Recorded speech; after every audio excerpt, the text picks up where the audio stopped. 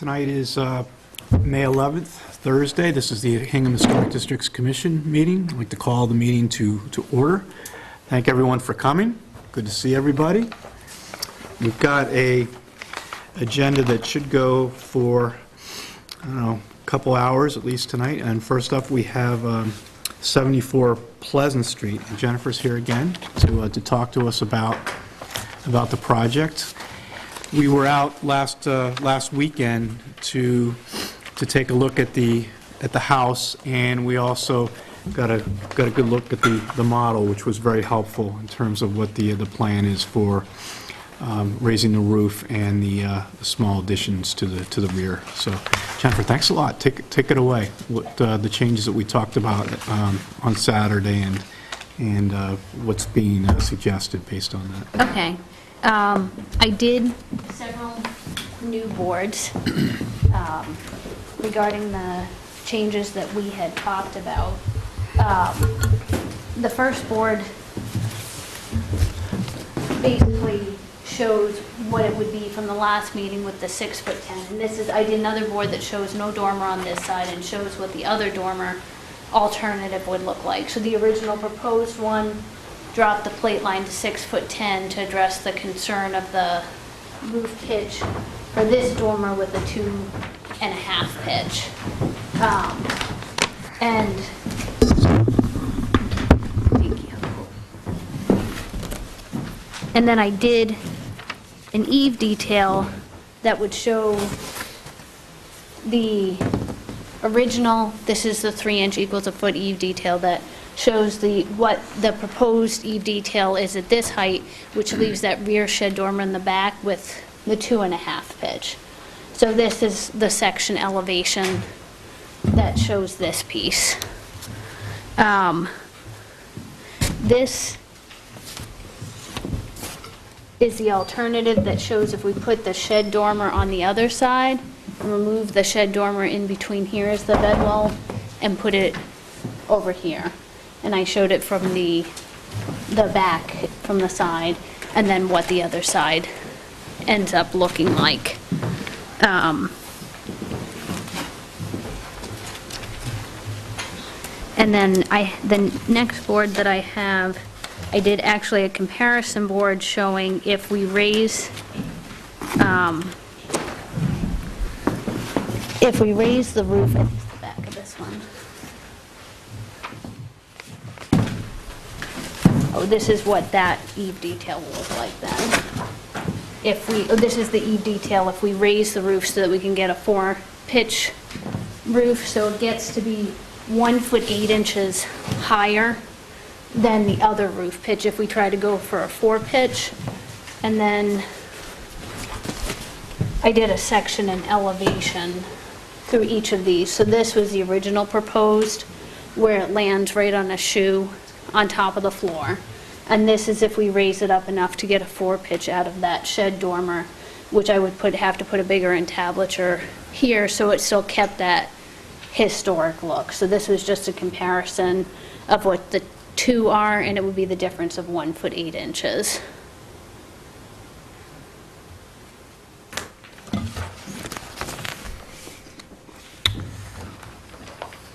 Jen, anything else? No, I don't. I think that's... Any questions at this point? So I think she's incorporated a lot of the comments and suggestions that we made from last time and from the site visit. So thank you for doing that. Thank you. Any thoughts on what she's incorporated here? I've got a couple of questions. I'm not sure I'm quite following the description you made for the change in pitch and the associated entablature. So was the raise to incorporate this steeper pitch in the back? That was Yes. the intent? Yep. In order to achieve a 4-pitch in the back, I have to raise the front in order to get the higher pitch and keep the existing pitch of the main roof from the front, which is a pretty steep pitch already. And I didn't want to change that because it would change the look of the side of the house, so I raised it up a little bit, but in order to keep it, if we did that, in order to keep it looking historic, I made a larger entablature so that it would still maintain that look. But comparatively, I think they would be fine with either. I just wanted to give you the comparison since it was a question that came up. And even though it's not on this elevation and it's on the others, we have put the chimney in as a false chimney. So that is shown on the other sheets that you have. So the chimney that's on the center will be there, and it will just be a false chimney.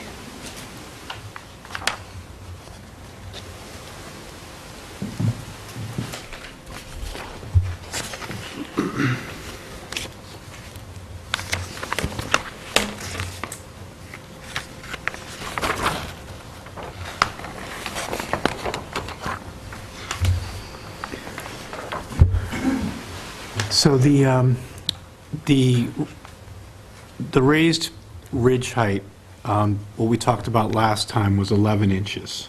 Yes, it's like 12 5/8 of an inch. I went through and did the section. That's what I was saying. It's approximately 11 7/8 of an inch, but then when I started cutting the building sections, it's Okay. really more like 12 5/8 of an inch. Okay, and just so I'm clear, that ridge height will change a little bit based on the pitch?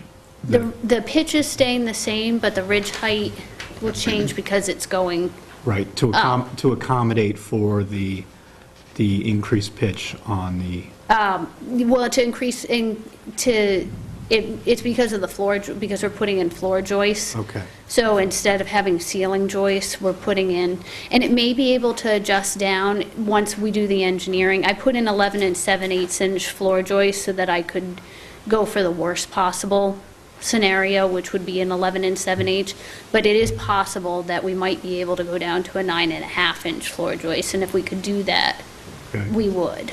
okay. So if anything, I wanted to give the worst case scenario, that it would come down, not come up. And that would leave us at 29 8.25 inches right now from the lowest point on the grade, because the front is lower than Yeah. the back. And if we did the other, if we raised it up the additional 1'8" to get the 4 pitch in the back, it would go to 31 3.5. Okay, so the ridge height maximum would change what? It would change 1'8"? 1'8", it was an additional 1'8" from the 11 7/8, so it's more like 2'8". Okay, And that would be if we wanted to do the larger entablature and the 4 pitch in the back.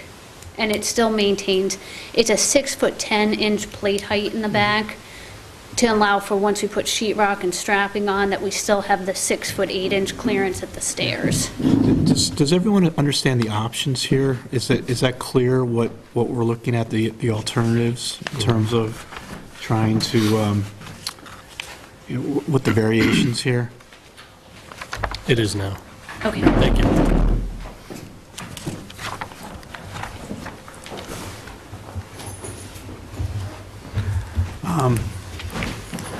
Chuck, what do you, from an architectural standpoint, what do you think about the, I think it's got to be the wider entablature. And also, there's something that's not correct on the molding. And I've asked Andrew to go get your house right. And here's what it is. And I'll have her get the right. It's the way this ends, it's supposed to come out like this. That profile is not right. But she's going to get that, and I can show you exactly what I'm talking about. Both on 8 and 9. Okay. Otherwise, it's very good, and I certainly prefer the dormer on the inside as opposed to the Nantucket dormer on that right side elevation. I think it's much cleaner.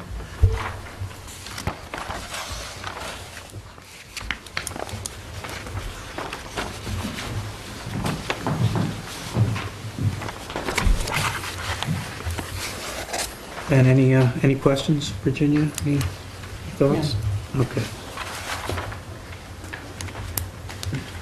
Ben, any of the options that you particularly care for? More than the other? I like the 4, I prefer the 4 pitch. I'm just taking a look at Chuck, if you don't mind, page 7 or sheet 7. Front elevation, option number 2. This spacing from the window heads to the underside, is that okay with you? Yes, it is. Okay. Thank you. Then I would prefer the 4-pitch for that dormer, because that is visible from the street on the side. Right. So it's not so flat. Right, but the 2.5 is not a showstopper for me. 2.5 feet. The 2.5 pitch. So option 1, I prefer option 2, like, as Chuck has said.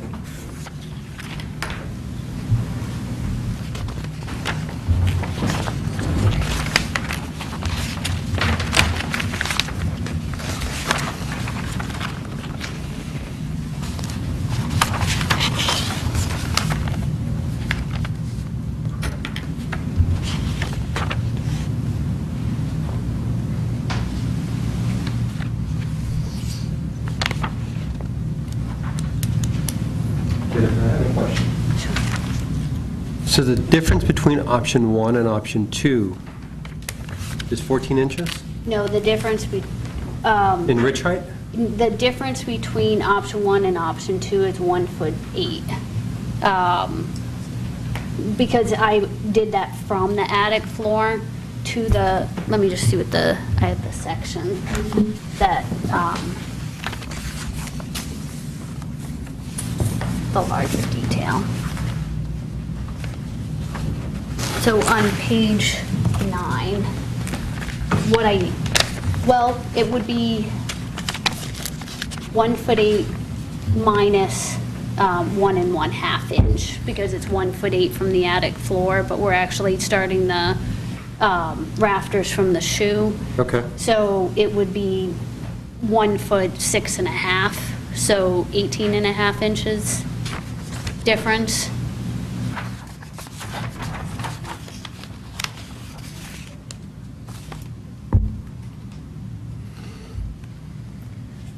So all in, the ridge height increase is about 29 inches, roughly. Yep.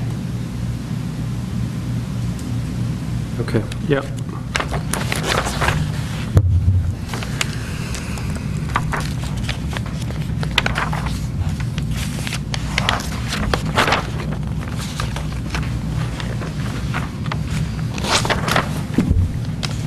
Now I get it. Thank you.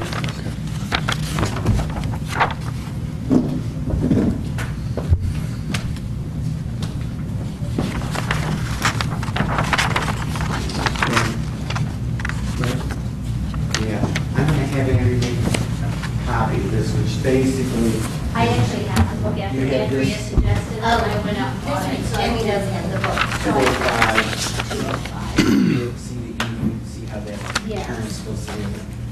Yes, You yes. had this coming, like, sitting on top of it. Yeah, So, yeah. so it's page 205. Okay, thank you. Thank you. Why don't you just keep it, Chuck? You may need it for tonight.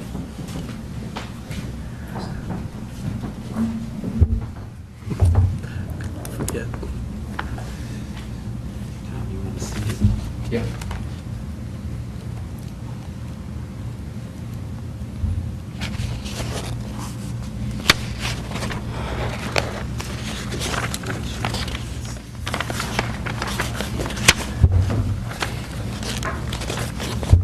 Chuck, is this some detail that she can provide? Oh, I think so. I mean, it's just, it's the relationship of this Yep. and this. Is this something that she can provide after? Oh, yeah. Okay. She didn't have to come back for a new meeting. Okay. If that's All right. what you're talking about, Yep. no. Okay.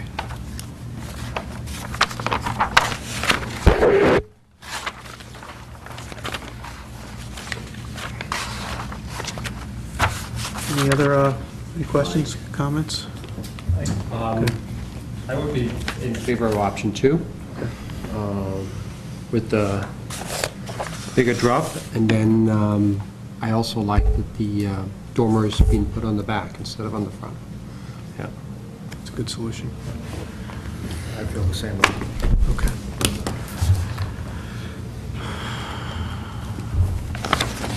Good, okay.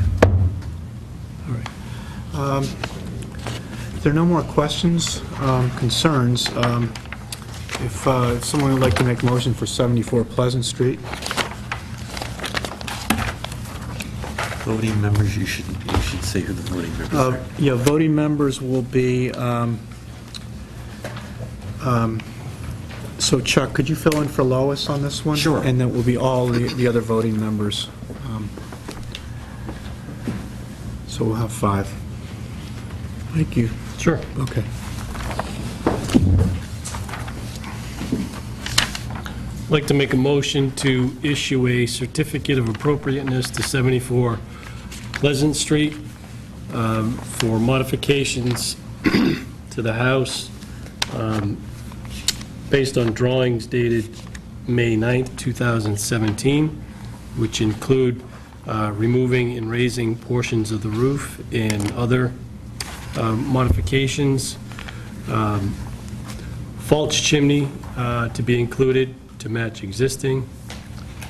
Shed dormer to be on the inside left elevation in lieu of Nantucket dormer on the right side. The front elevation to be option 2 per page 7, which results in 4 pitch on the rear dormer. In the eave return detail will be revised to reflect detail in the book Get Your House Right, page 205. Applicant can resubmit that revised detail for record.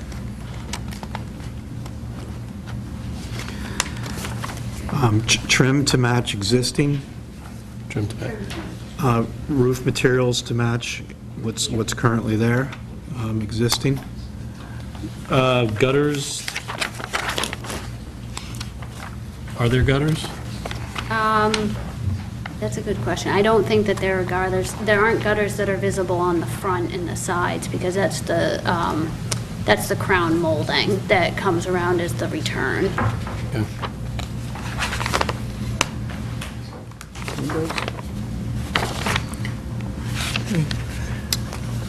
That's a good question, Ben. What, the windows that you're replacing are, We were gonna go with the LePage windows because they have a 5/8" mutton bar and they're a wood window. And that's what they used, when we went back, that's what they used when they did they came before you before for the back addition, was the LePage windows with the 5/8" mutton bar. and those are true divided light? True divided light.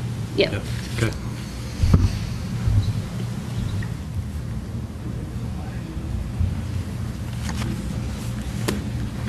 We should probably state that the trim is wood. Trim shall be wood. Wood. Yeah. And then you have All on the trim. lines, everything to match And existing, match existing. Yeah. Okay. including the color of the siding. Okay. All right, do we have a second? Second? All in favor? Aye. Opposed? Okay. Thank you. Thanks, Thank you very Jennifer. much, Jennifer. Great work. Thanks for the model. Thank you very much for that. Yeah. It's a lot of great details, very helpful, thank you. Yeah, absolutely.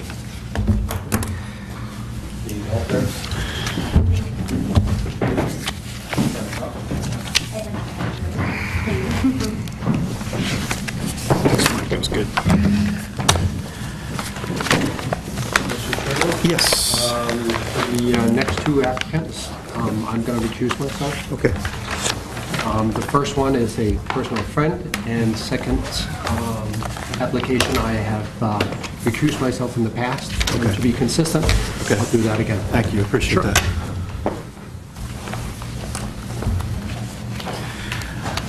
Okay, next up, we have 106 Main Street. This is for the construction of a garage in the rear of the property. And Steve and John Teriyaki are here.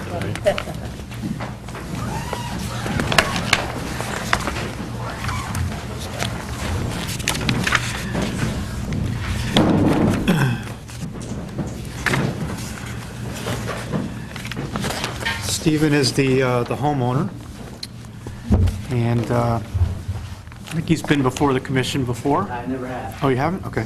First time. First time? Okay. Hi, John Jiranek, Jiranek Architectural Design. He's been here before. I've been here before. Recently. And I'm here with Stephen Jiranek, homeowner. And yeah, I'll just go right to it. Basically, we're proposing a detached two-car garage to replace an existing 10 by 12 shed. This was actually drawn as an 8 by 10 as an approximation, so the actual shed that exists at the back of the property is actually 2 feet bigger than what's shown here, but it is back about 225 feet from the front property line. And the topography back there has almost like this scooped area, which lends itself to a building or another structure to be inserted. We have some photographs as well over here. So we're not proposing any changes to the house. It's an 1871 house. It used to be a double house. You're probably familiar with it, 106 Main Street. And we're trying to stay disconnected from the house, again, set 225 feet. Here's the existing shed, how visible that is from the street. So you basically replace the shed in that same location, more or less. And I'll just go to the building itself. It's a simple 24 by 28 foot structure that we're proposing, and the topography basically lends itself to almost like a half-buried structure. So the back portion of this building will be mostly literally inserted into the landscape. And it's really the front portion that's going to be full height, and on the sides, the grade will basically go from almost a half height to the full height in front. We're proposing a simple gable roof with shed dormers on both sides, 10 pitch and 4 pitch for the shed dormers. And we went back and forth about whether or not we should relate to the existing house. You know, the existing house has a hip roof. It has really interesting detailing around it, but we decided that it was okay as an approach to do something a little different, a little simpler, and not necessarily replicate the hip roof on the garage. Doing that is obviously a difficult task. It's such a small structure, have the hip roof, and resolving a second floor that's occupiable is difficult to do without making the building taller. So we tried to keep the second floor of the garage tucked in inside the roof. The second floor will be an art studio for Mr. Jiranek. And the goal there was to have transparency and natural light and providing access to the higher grade off of the sides of the building. Other than that, the dimensional information is mostly on the drawings, but I'm happy to answer further questions. Good. Since there's no questions from the audience, we'll open it up for the commission. Any thoughts? Visual thoughts? A Comments? conditioned space, you'll have heat. On the second floor, yes, it will be insulated and have heating. And we're proposing a small half bath at the back of it as well. So air conditioning is well, like a heat pump or something? Maybe a Mitsubishi unit. Right, and would that be mounted off the back then? It would be, I think so. any condensers that will go on the outside would be hidden in the back. Okay. Because that's kind of the leftover area. We're trying to create a little bit of a plateau there to hide maybe a little walkway, so we could put utility items like that off the back. Okay. Great. Electrical service, will that be underground then? Yes. You'll bury that? I think so, yeah. Okay, great. I'm not completely sure on that, though. I'd have to ask. I appreciate the fact that you're pushing this so far back from the street, but did you give it any consideration to actually pulling it forward a little bit so you don't have to sink it so far and... You gotta look at the You've got a setback. long... The setback of the house next door. Oh, you're on the corner there. Yeah, so it's kind of right. thin there, so we have it back in that space so that it avoids conflicting with the setback. Yeah, we actually did look at an option where we located it closer to the house and pushed the building further behind the house almost. And we thought that would require more excavation, taking it part of that hill to be able to tuck it in there away from the side setback.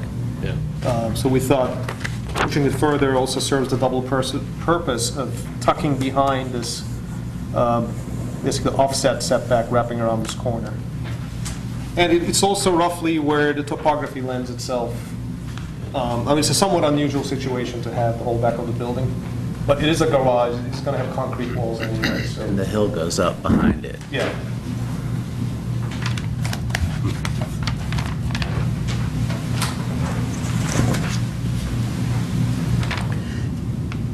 John, you didn't show any natural light going into that first level where the cars are. Had you considered anything for that? We did actually. In a previous option, we tucked in some windows here, and then we took them out, feeling that maybe they were getting a little too close to the edge. And but that's definitely something we can look at, and we can insert maybe awning windows or something. Right. Or you could even put some lights in the doors, it seems to me. Yes, so the doors will have lights. The intent was to have the 6 lights. So each those door. are in fact going to be glazed. Yes, yeah. I got thrown by solid wood in the description. Yeah, right, yeah. So the intent was to have a row of lights there. Okay, so there is natural light coming in through the door. There it is, yeah. Okay, great. With the doors. And the intent is to use all solid wood products, siding, clapboard cedar siding painted to match the house, and a painted wood trim, wood garage doors, windows, wood frame with simulated divided lights, spacer bar. Were the, on the side views, when the cement meets the trim, the wood, you've got angles there to work with. On this diagram here, you're showing steps, steps leading up. Is there a way to, with so many, you got to work up that incline with the trim, and I'm just wondering if there's a way to do it where it's simple and you don't have to show so many, jogs up, and maybe there's a way to incorporate some stonework, some natural stone or something like that, so there's not, slab showing in the cement. I'm just wondering if the homeowner would be amenable to something like that. Yes, Where that facade is, you can make it a little more interesting maybe, and not so, you make it a little more attractive. That's what I'm trying to say. Yeah, that's definitely something we can study further. Do we need that many jogs? We may not. Sometimes you see an angled line, Yep. top of the concrete, or at least a visible portion of siding, covering that with an angled line. So there could be different approaches there. Maybe doing veneer stone, top of the concrete if you like to, maybe that could marry into the landscaping. That could be an option to look at. Are these steps concrete as presently shown? Yes, so we know we're going to need some stepping in the Right. concrete wall. So this is just an approximation right now. The exact number of steps may have to be finalized after excavation. We may end up with less steps than what's shown here, maybe a little less busy. We just weren't sure of the, the exact angle of the final grading. Right.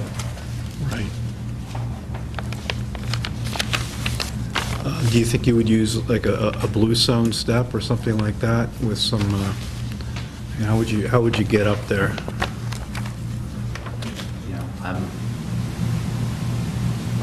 Probably, or brick, or I don't know. I mean, we've got some brick walkways out front. Yeah. I'm not going to be super picky about how to do it. I'd just like to get something going. Right. But a paving of some kind would be nicer. I think that was the intent, to have some kind of paved unit paver, whether it's brick or... Yeah, something natural that's not... I mean, we have It's not- existing, we have like granite and blocks and brick walkways. Yeah. But, I'd like to do something like that. Yeah, that would be nice. Yeah, I don't think the intent was poured concrete. Okay. Exposed at least, it would be covered either with veneer or maybe Okay. ends up going granite, maybe solid stone. Not sure, but- To a similar point, it looks like one side of the driveway is asphalt, the other is gravel.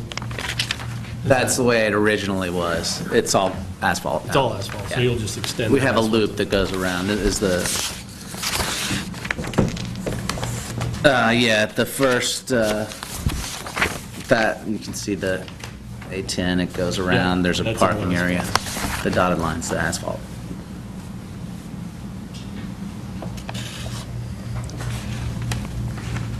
At the street, is the sidewalk asphalt or concrete? The public, Asphalt. asphalt. Yeah, this photo was a little snowy, so I can't. So that means that the apron going out into the main street is also asphalt. All that's asphalt, is that correct? Yes. Yeah, there's no, like, stone or anything. No. Yeah.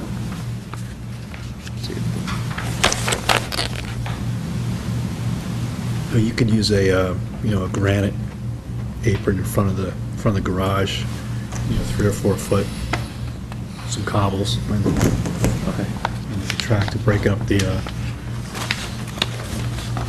Pick up that last transition.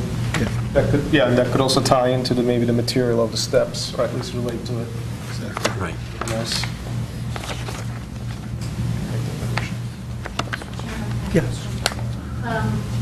The shed? Is that being moved or demolished? I can't remember what you told me, John. I'm not quite sure, actually. I mean, we'd like to keep it, there is a flat area up in the space up here, which we would like to move it to. I don't know if it's possible. That would be great. Yeah. Behind here.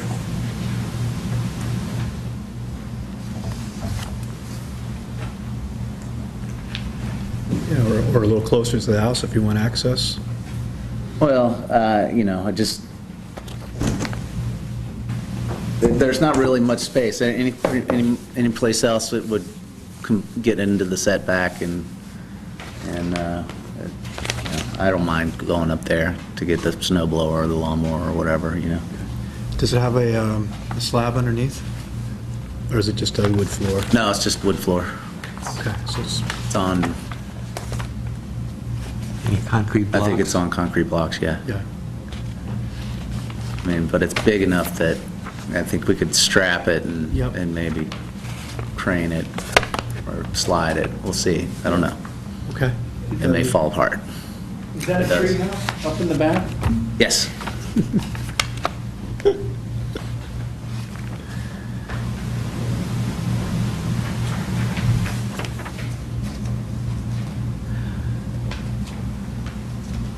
It's right here. Pretty substantial tree house.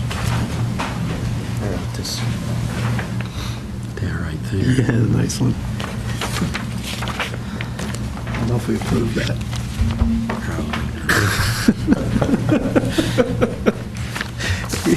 We approved tree houses in the past. I called and asked. They're like, they were like, yeah, we don't want to get into that, was the response. What do you, only wood ones. Yeah. Because we used the door, the doors that we had from the original house. It's a neat little thing. Kids love it. Awesome. All right. Any questions? I have one question. Did you give any consideration to an alternative to the shed dormers? In terms of what you wanted to accomplish? We did. We looked at another roof line where the roof went sideways this way, the main roof, and off of that, we had 2 large gable dormers come off. And just for aesthetic reasons, we felt that it may be better not to see the roofing from the street, so we felt that the pronounced gable looked better. And basically, the alternative is either to do shed or gable dormers. But to get that width of usable space, getting a gable dormer that wide, we just couldn't get the slope to an attractive slope. And, but what we tried to do was basically set the shed dormers in 3 feet from the end walls. to clearly keep it as a dormer and not have a vertical plane. So we did try to downplay the scale of the shed dormer, and gain that interior head height, which was our main challenge. You know, how do we get that walkable area, usable area up there? Thank you.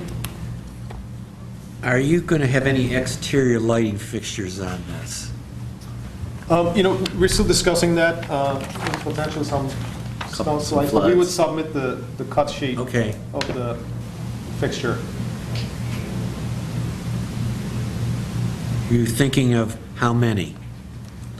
One in each side? Either one over each door, or potentially three fixtures on basically the leftover walls between, or potentially 2 overhead lights maybe over the garage, but that's...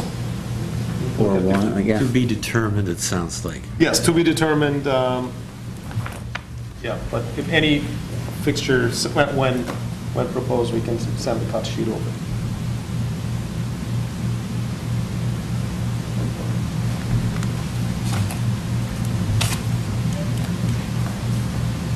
Is the commission comfortable with seeing the side views once they get a little further along with the project? What they may propose at that point, or do you want to see more detail now?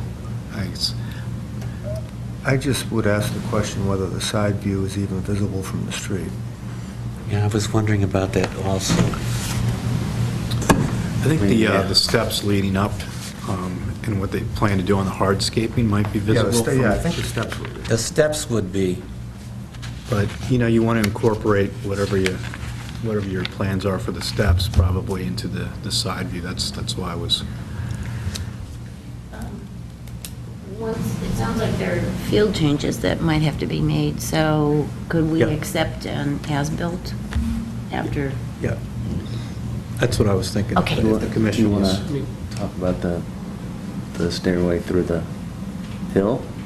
Yeah, so another option we discussed was not have the stairs right up against the building, but potentially have a meandering, more organic path through the hill. That makes more of a detour and comes naturally through the hill and the side door, and eliminate the steps completely. There's a kind of an existing thing that I cut out. It's just a rough thing that I put steps in going up the hill. I have my little garden up there and a beehive, but I think we could do some brick or stone steps up there and then just go straight into the side rather than having the stairs on the side of the building. And that will be behind the house and won't really be visible from the street, and eliminate the stairs, basically. Although you'd still be dealing with sort of that step siding on the side. But you wouldn't be able to see the stairs. Right. It would just be the walkway at level going into the door.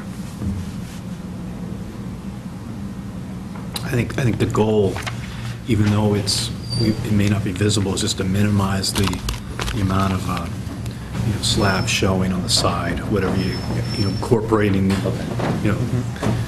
slope of the grade, with that dirt, and just so it's minimized. You know what I mean? If you were to go that route, and again, like veneer stone might look nice there. That's just a suggestion. You're gonna have to see when you work with the grading how that goes up and how you work the trim into that. Right. It could be a lot simpler than what's shown here. It end up being 1 or 2 steps. Okay. But what we can do is, when we have a better sense of that, we can submit a follow-up drawing or an as-built, whichever you prefer. That'd be fine. Okay. Any more questions?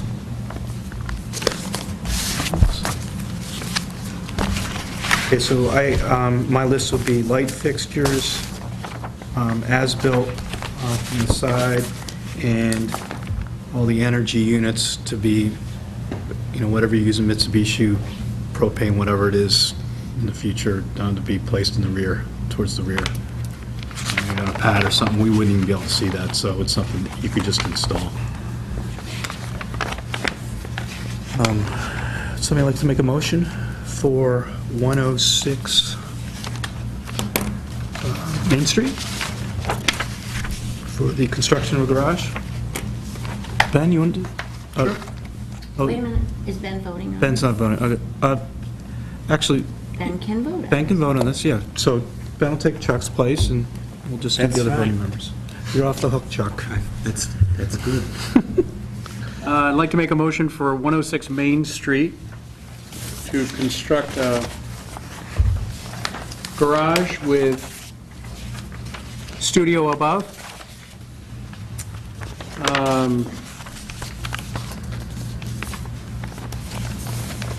All wood windows, simulated divided light, 5/8 Mutton.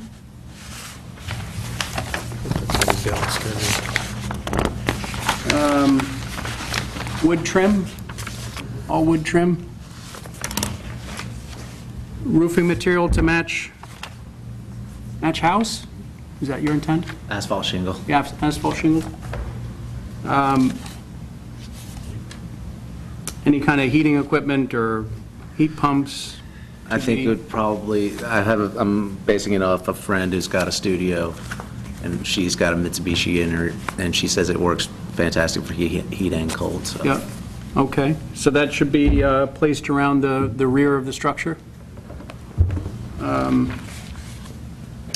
As built to be submitted showing, what is that elevation? Left elevation? Both, right? Yeah, I guess left and right, both Okay. sides. Cut sheets of exterior lighting to be submitted at a later date? What am I missing? Yep, that's good. Roof to match the house? Yeah, the shingles, yeah. Okay. Do we have a second? Second. All in favor? Aye. Opposed? Thank you. Great, thank you very much. Will we need to come back here, or just submit the plans? John will knows, take he care can of it. just Okay. submit All right. the, Thank you very much. Sure. Good to see you. Thank you, Steve. Thank you. thank you. Thanks, John. Okay.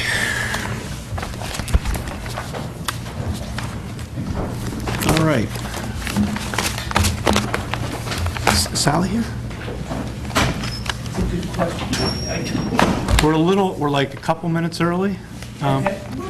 You want to do it? Yeah. All right, come on up. Okay, next up, we have 682 Main Street. Warren and Robin Pelissier here. They were kind enough to let us come out to the property over the weekend. Thanks for having us all out. Sally Weston's here, the architect, too. And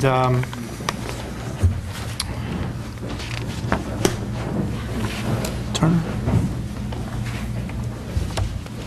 A couple minutes. Is someone from Turner Construction going to come? No, Tom is really the guy, so, Okay. All right, so we'll have to cover that next time? or, yes, or I can convey what he said to me. Okay. All right. All right, perfect. Okay, so this is our Sally, first... grab a chair.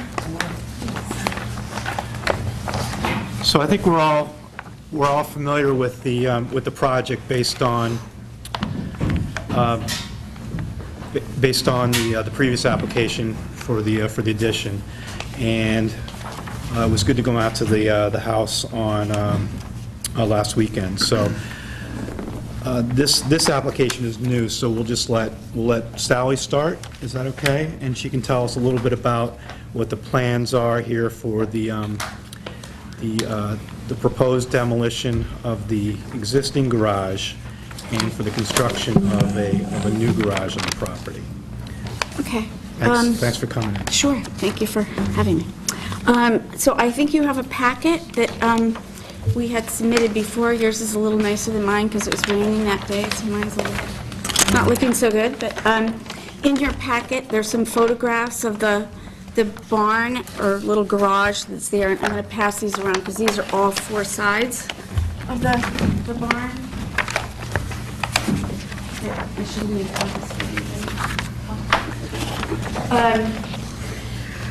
And I think you were able to look at the site plan, which is on,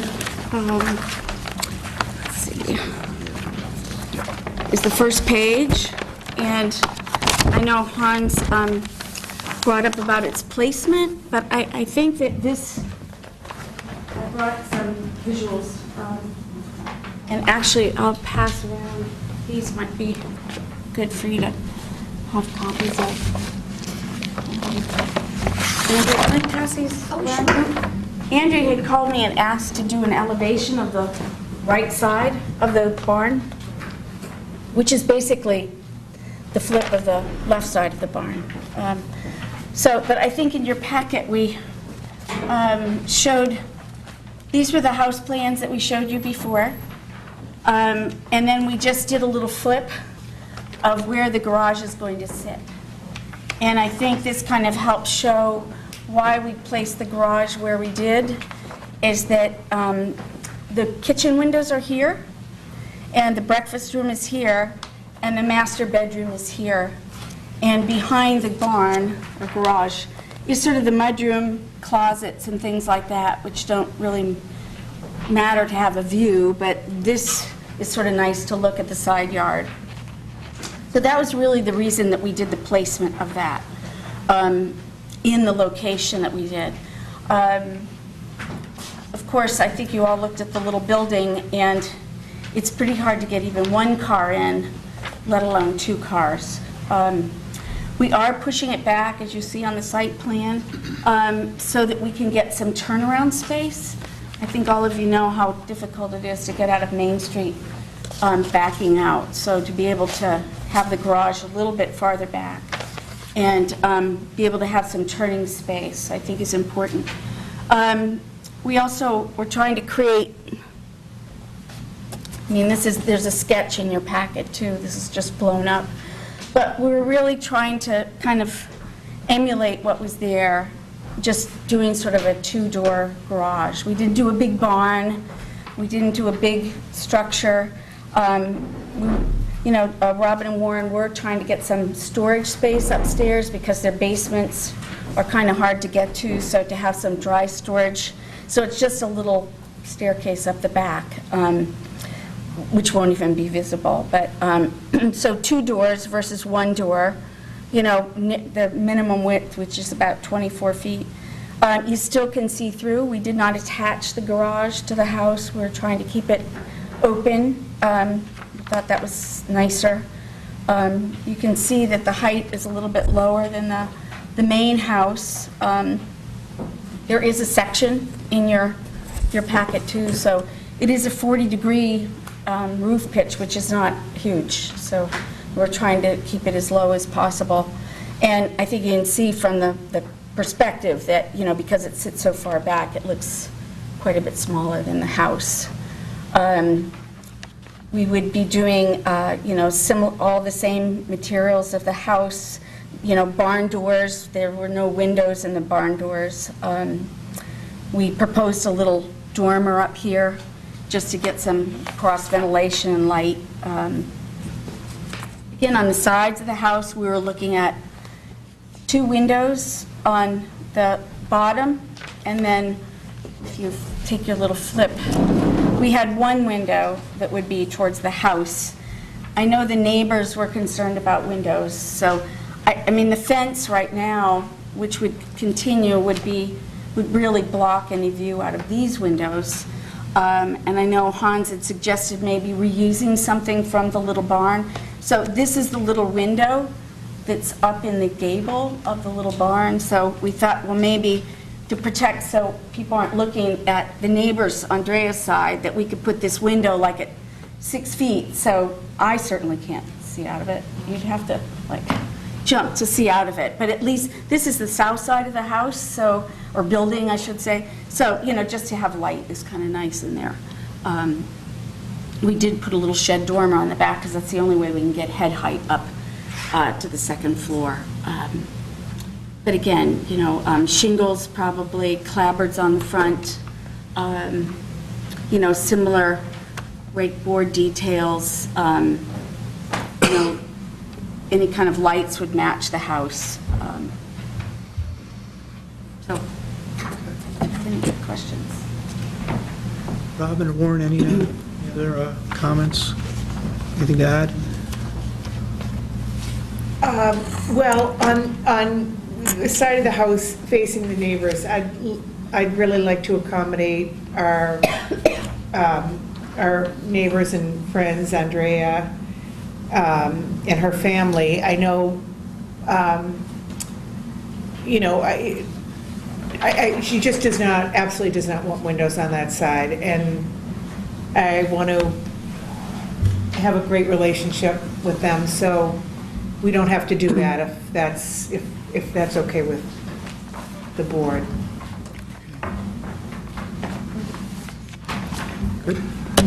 Yes, I agree. I mean, we spoke and we agreed to remove the window, even though it's up and small, and it's a reuse. Their friendship is worth more than a little window. Okay. All right. Thank you. Any questions from the audience? Andrea, I know you're here. Thank you for coming. Your address is? My question is, how high is this going to be? Because I have different numbers, so I can't read this here. The existing garage is about 15, a little over 15 feet, and this is about 6.5 or 6.5 feet tall. Okay. Is that 2 stories or 1.5? It's a cave shape, so, you know, it's an eave very similar to the house. It actually slopes down in the back. It's a little bit lower. It's not as... The main cape is about 23.5 feet off the ground, and this is about 22 feet off the ground. You know, I think we said it was about 15 feet, so, yeah, it's about another 6 feet taller, but most of that you see is really roof, you know. I mean, it's hard to even see the top of the roof now, but, No, I was concerned about that. yeah. Well, just so you know, your house is 98 feet away from the barn. I So, know, yeah. it's just, Yeah. but it's pretty close to the border. Right, yeah. That's why I wanted to Yeah. know, because when I look outside, does it look like this? Will it look taller than the one? Nope, it'll look No. like, just And the like house this. behind it? No, it won't. But just, you know, Remember almost kind of looks like part of the house, you know, so. And if there are no windows, I guess this would just be a wall of shingles. Yeah. There's another possibility, it seems to me, if you're interested in breaking up with a rhythm, that is get false windows with a trim.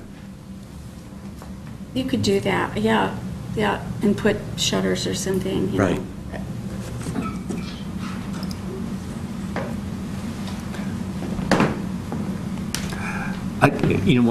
I want to speak out just for Andrea's purposes, and I think that if we were to do that, Chuck, Andrea may argue that what happens when the next person moves in and it looks like a window has been framed there, would they put a window in? And you know, quite honestly, I don't know the answer to that. We just rather make it clean and clear and simple. Am I right? Perfect. Okay. I get my direction well. Andrea, anything else? Okay, you're good? All right.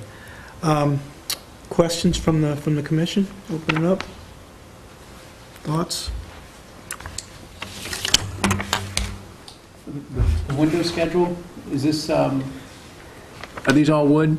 Yes, they would probably be Brosco or Boston sash, because that's what we used on the house, you know, Okay. because we moved windows around, and so they're all single pane. So I think we talked a little bit out on site, on the site visit, about its location, and my question at the time was, did you consider pushing this even a little further back? It seems a little congested, kind of jammed in between the property line and your existing house. You know what, I think we're trying to preserve the backyard as much as possible, and I agree that it's kind of tight, but it almost creates a room, almost a little courtyard in that mudroom space that I think we thought was kind of nice, that it makes the master feel very open back here, because I think you all walk back there, and it's a beautiful area and some beautiful trees, so we really didn't want to have to touch that. We didn't want to push it forward either, because I think that ledge and tree that is there is really beautiful towards Main Street, so it just kind of created, again, a nice place, and actually from the neighbor's point of view, this kind of blocks, if we push it back, then she's looking at the whole facade of the house, versus this almost gives you a wall, if you will, a tall fence looking at it, so. I totally agree.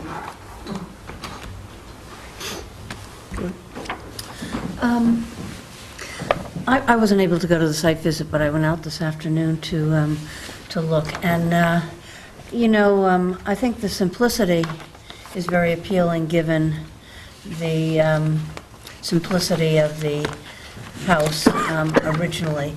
And but I think I too would favor it being more set back, because it's the massing between the house and the garage in the location you've proposed, I think is very tight, and too tight, I think, given the simplicity of the cape from the street. And secondly,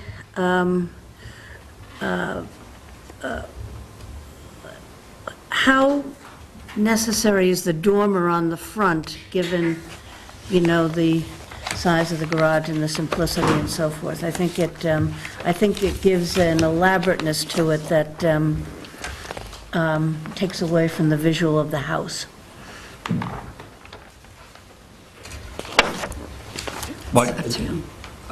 I can answer that. If you want the dormer to go away, we'll take the dormer away. Done. Secondly, about where it is, we love the intimate space that it creates there. And I don't want to be looking out our master bedroom windows at a garage. It doesn't make any sense to me. We've got a perfect location for it, and we love the intimacy that it creates in this little sort of courtyard that, is kind of the way, I keep looking over at Andrea. Andrea has this beautiful outside area that is all combined between her garage and her house. And it's a perfect living area. They live out there. And we're trying to, sort of recreate that same intimacy. So I don't want it to go backwards and to affect our sight line from our master. And we were thinking, too, if we could even have a little gate at some point. That,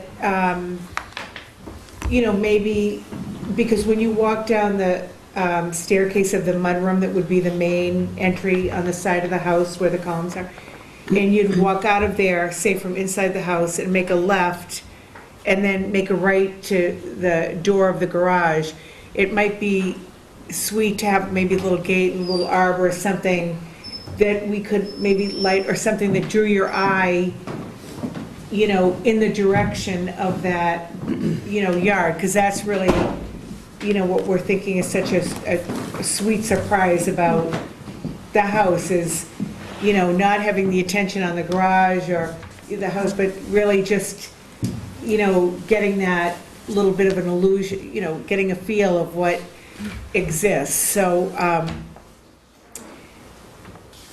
I think that point, too, is that the farther you move it back, you're in your bedroom, laying in your bed and looking at garage cars, whereas this way, all the cars are sort of in the car area. And by the way, which I don't even mind that much looking at a garage.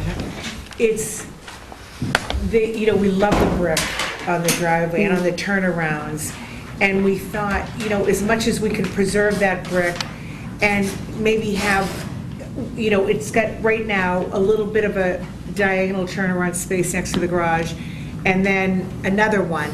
Maybe we'd put up a little tiny stone wall in front of one, with your permission. But to keep as much of that brick and stone and, as pure as we can Originality. make it with just adding that one more bay to it, which is,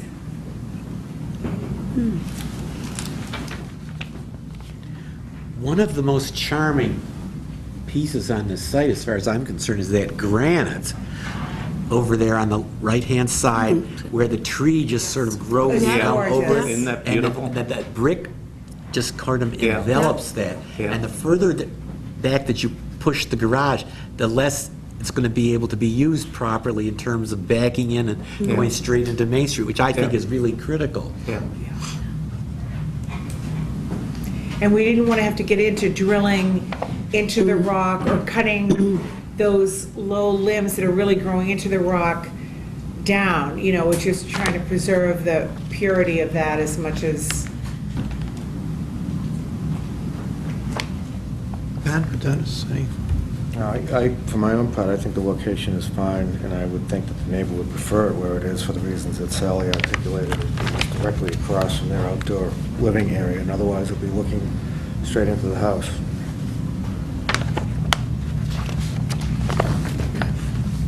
Ben, any comments? I have nothing to add. So I agree with Virginia and Mike's comments on the placement. I feel that the house needs to breathe.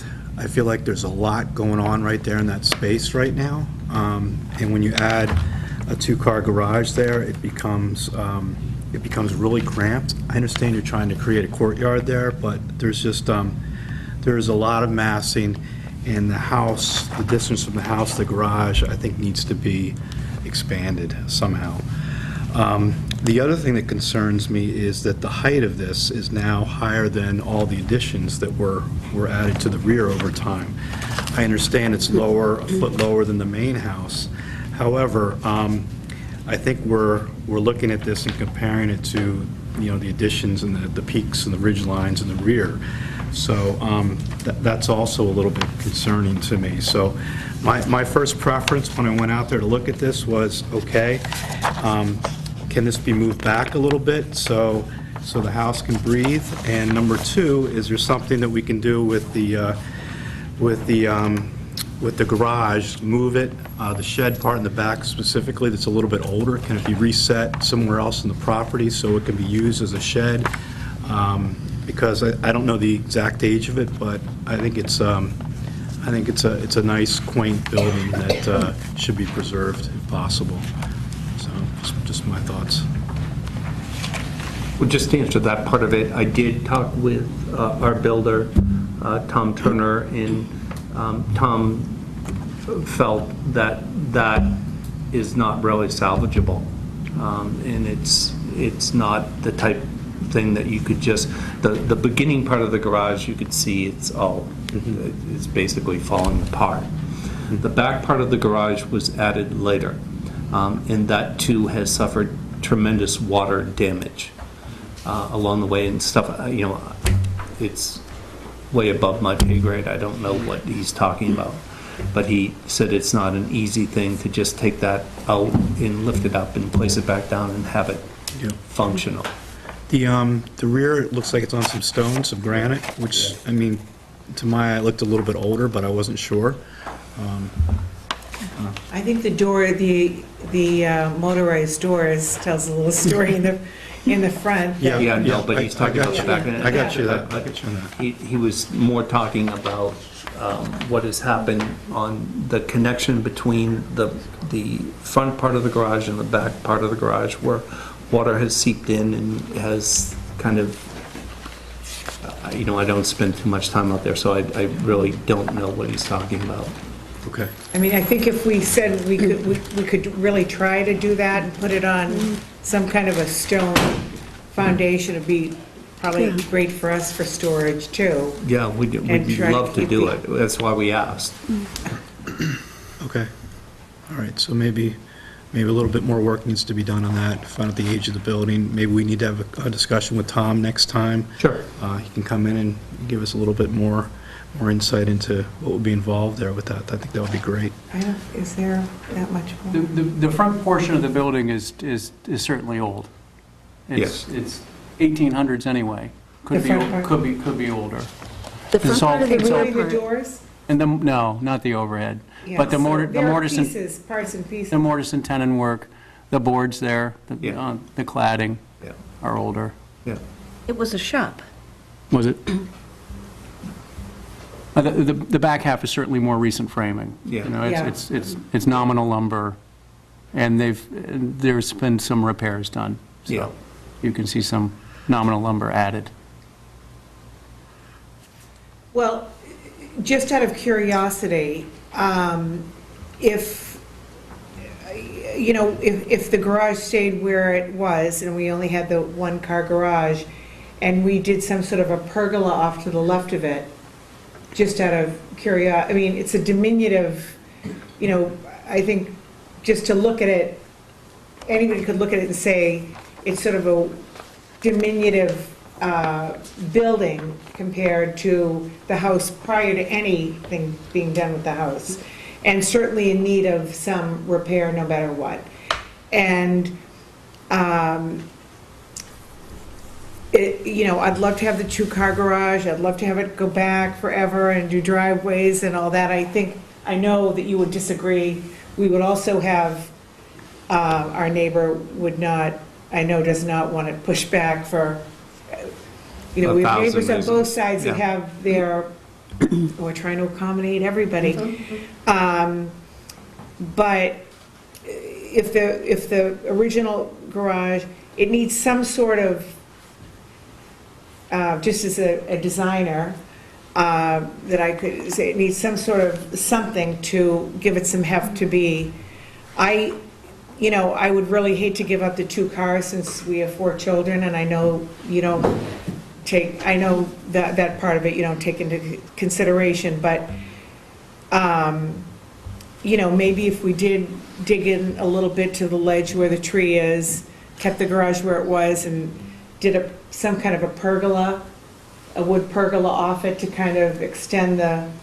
But I think, honestly, most of the houses on Main Street are very large barns, and we were trying very hard to make this something small. Relate it back to what the garage that's there, just really expanding it. We're just raising the roof a little bit just so we can get some space up there. So I think if we had come in here with a 2-story barn, you wouldn't have liked that, and we came in with something smaller. And, I just think from the street, really, the rendering, I'm not sure if we took the dormer off, would people know that we just expanded it to make it look almost exactly like what was there with 2 really nice garage doors or barn doors on it. We're trying to do very simple trim, and I can understand the closeness of, you think it's too tight, but it's close to 20 feet away. And I think when you think of all these great little, I think of the houses around Cottage Street and things like that in our town, things are kind of tight and sweet, and it makes it very intimate. And I think could create a really interesting space versus pushing it way back. And again, they have to be looking at their cars in the backyard and the neighbors. Yeah, So, I think our neighbors mind that a little bit. And, it just seems a little excessive. For right now, that garage, when you look at it from this perspective, is very close to that house. There's not a lot of room between the side of that garage and that patio. So I guess there are 3 things that we wanted to work with. One is that Chuck already mentioned that mound of granite and the way that the tree slopes, there's a branch that actually slopes and touches that granite. We wanted to preserve and to keep that because it was just beautiful. I think that it makes It makes the house beautiful from the street, and it also makes it even more beautiful when you're in front of the tree and you're standing there and seeing how just great the shape is. Secondly, right now, the distance between the house and the garage is very narrow. I mean, it's far more narrow than it would be when in this design. It actually opens it up tremendously. And the third thing that we wanted to do, and probably is the first thing that we wanted to do, is make sure that our neighbors were appeased. And I thought that that's what we came up with. I have a couple of questions regarding dimensions as we're talking about. Sort of the width of the new garage is 24 feet. Right. What is the width of the existing garage? And I know we're kind of, it's sliding over. It's not only a little wider, but it's also sliding over closer to the house. I didn't bring an engineer scale, but I think it's about 20, I think it's about 18. 18 as opposed to 24 plus however Because it's much goes. it's a garage And a it has door. storage to the right of it. And the garage kind of is this, and then it jogs back because of the property line.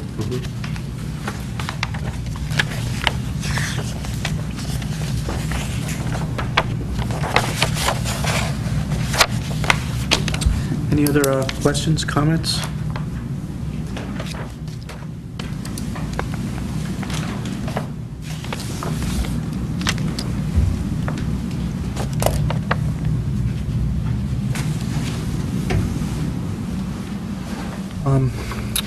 Okay, a lot of discussion here. I don't know if you can take some of these comments back, think about it. We'll think about some things, and maybe come back and revisit this next time. I think there's enough here, concern or questions that we should do that. I don't know how the commission feels, but there are other. Mind if I ask why? I would just say, I What is- don't think we're giving them much direction. I feel the same way. direction. Yeah. I don't know where they're going to head. We had minimal discussion about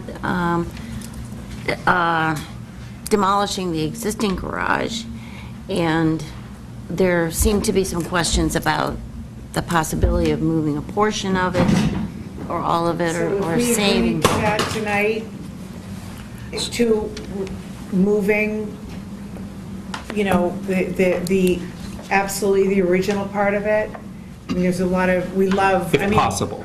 Yeah, I would certainly like to explore that further. I wish Tom was here that we can talk about that, but would certainly like to. Well, if we could assume right now, if you don't mind, if we could assume that's doable, and we'll certainly get Tom involved in it.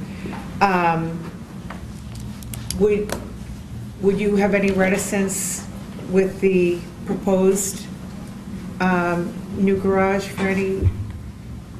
I would. The placement of it, I think, is a concern to me, where it's located on the property and it's closest to the house, and also the height relative to all the additions that have been put on. So I do. I don't know how others feel, but I Do you do. hear how others feel? I would certainly like to see it pushed Do back you mind if I hear, further. Hans, how others feel? Absolutely, absolutely. May I? I've already said that I'm okay with the placement.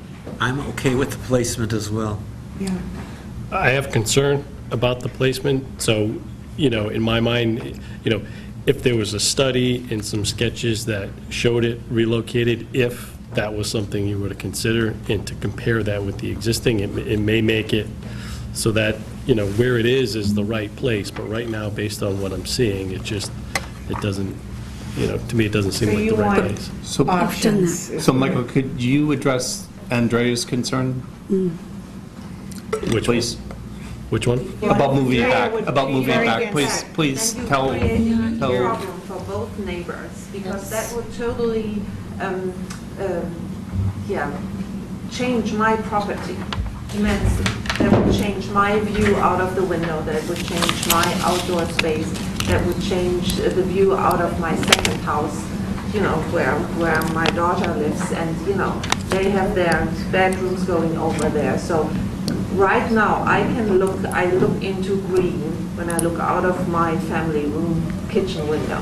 So if I would have a garage there, that would totally change my view. Maybe I wouldn't have bought that house if there would have been a barn there. See, to me, it's like the more it stays where it is, the better. Because that doesn't change my house, you know. The more you move it back, the more it changes my life. And I guess if you go, because the next property is lower, if you have all the windows going out that side, you know, if I would be that neighbor, I would argue, wow, that's a change. And I hear your concern. I'm also concerned about this property and its Yeah. location to that existing house, and I've got concerns about that too. So without seeing another option, it's hard for me to gauge where this one stands, because right now, as it stands, it's just, as it relates to that existing property, it just feels jammed in there. And one thing we've done in the past, Andrea, is we've asked for some models, we've asked for some story poles to be put up so the neighbors can visualize what it's going to look like. And we're not there yet, but if there's an option or alternative, maybe that's something that we could do so you could get comfortable with it and see the impact to your property. I guess one other thing from my point of view, address my concern about looking out my master bedroom window. And they don't having, care about, don't talk about Chris. I do No. want to say that we did look at other options. Yeah. I did. We look at every Many, option. yeah, And we many. did look at pushing it back. Many. The tough thing is that, or I can show you on the plan, which I think will maybe explain why we put it. Yeah, we've exhausted this more than. Is that, again, we talked about, sorry, it's small, but we did look at pushing it way back here, but there's no place to turn around now. I thought that was going to be the problem. You know, we have this turnaround, and so we put it here again for views, not only for the house itself, but for the neighbor. That if you push it back here, again, now everybody's looking at parked cars, which is not that attractive. And you have a long way to back out versus where it is here. You can back out, and I think Robin was saying over there the other day that there's a potential of maybe coming back and asking for a little stone wall so that they could park 2 cars here. But it just, by pushing it back to just the back of the existing little first garage, we're able to back out and go straight up Main Street. Again, if you push it farther back, you've got a long way to back out and then to go, and you've got a lot more asphalt that you're looking at too. So just, we do know that we don't come up with one suggestion. We do look at a lot of options for not only the homeowner, but for the neighbor, to make sure that it And for the works town, I mean. well for them. Okay. And we did not That's why connect we it bought- either. You know, we were trying to keep the barn and garage separate, you know, because we know you like So we to bought see an through. antique cape to Yeah. keep it as much in its pristine, toward the street and. Virginia or Ben, if you want to comment, to give them some guidance on what you'd like to see. Well, I think the issue of trying to preserve the old part of the current garage is one issue, and I think the placement of the new garage is another. I think they're separate issues, and I'm interested in both, actually, to see if that the older structure could be preserved, within reason. And secondly, for me, in drawing a conclusion about the placement, I would like to see more option in terms of it being set further back, because the density does bother me. I mean, I understand your interest in intimacy and so forth and so on in terms of that space, but I'm looking at it from a density perspective in relation to the antique cape. but you do agree that the density issue right now is much greater than it will be when that's moved. I couldn't... There's 22 feet Yeah. from the side of the garage to the side of the house right now. Yeah, You know, I don't think I appreciated that perspective when I was out there looking at the stakes and so forth. So that I can't say yes, I can't say no based on that. I just didn't appreciate it. I thought if you expanded it, it's going to be more dense. You know, if you expand the width of the garage, or, you know, if you, with a new structure that's wider, it's going to be more constricted. But Virginia, right now, the garage is forward. Yeah. And so the perspective from the house and the garage and the space in between is, now you're getting it pushed back a little bit. How much pushback is there? It's about 14 feet. From the edge of the garage now to the house is about 20 feet. The garage itself is going to be set back how much more? So the perspective is not as, it's more condensed looking almost when the garage is closer to the street, near the house. I mean, you can see what that gap looks like now. The widest portion of the house here to the closest portion of the garage there. So pushing it back and having a gate and sort of forcing the eye into the, you know, into the... Because it's not in the widest point of the house, it's in the narrowest point of the house.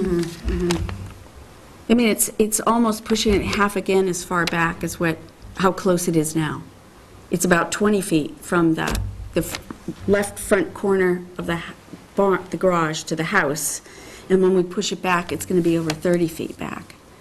So it's, you know, it's actually farther away from the house. It's closer to the rear wing of the house, but it's actually farther away from the main house. Well, that's important.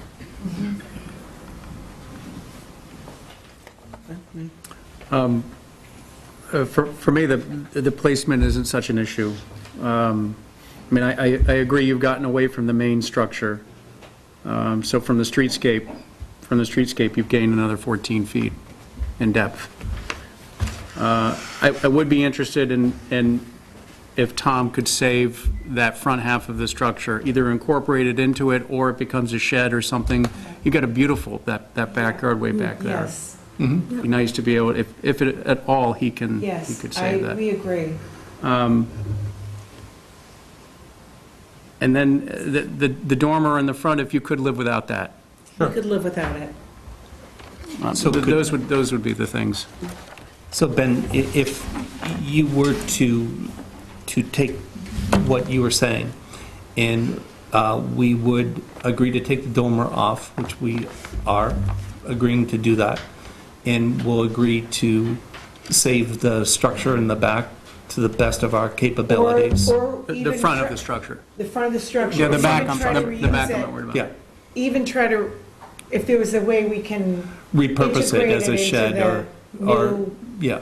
Certainly. the structure So somehow, can- we would be very, Can we then, since you said you don't have a problem with the location of it, can we then vote on that? Those would satisfy, all those things you mentioned would satisfy my concerns. Okay. would that be okay? For me, I'd really like to see some drawings with it moved back, but I'll reiterate what I said before.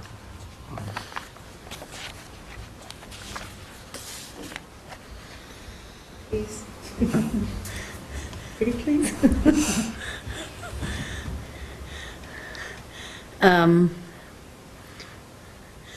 I appreciate data and flexibility, but I would like to see, I think, some more data. I think the data needs to drive it for me, actually.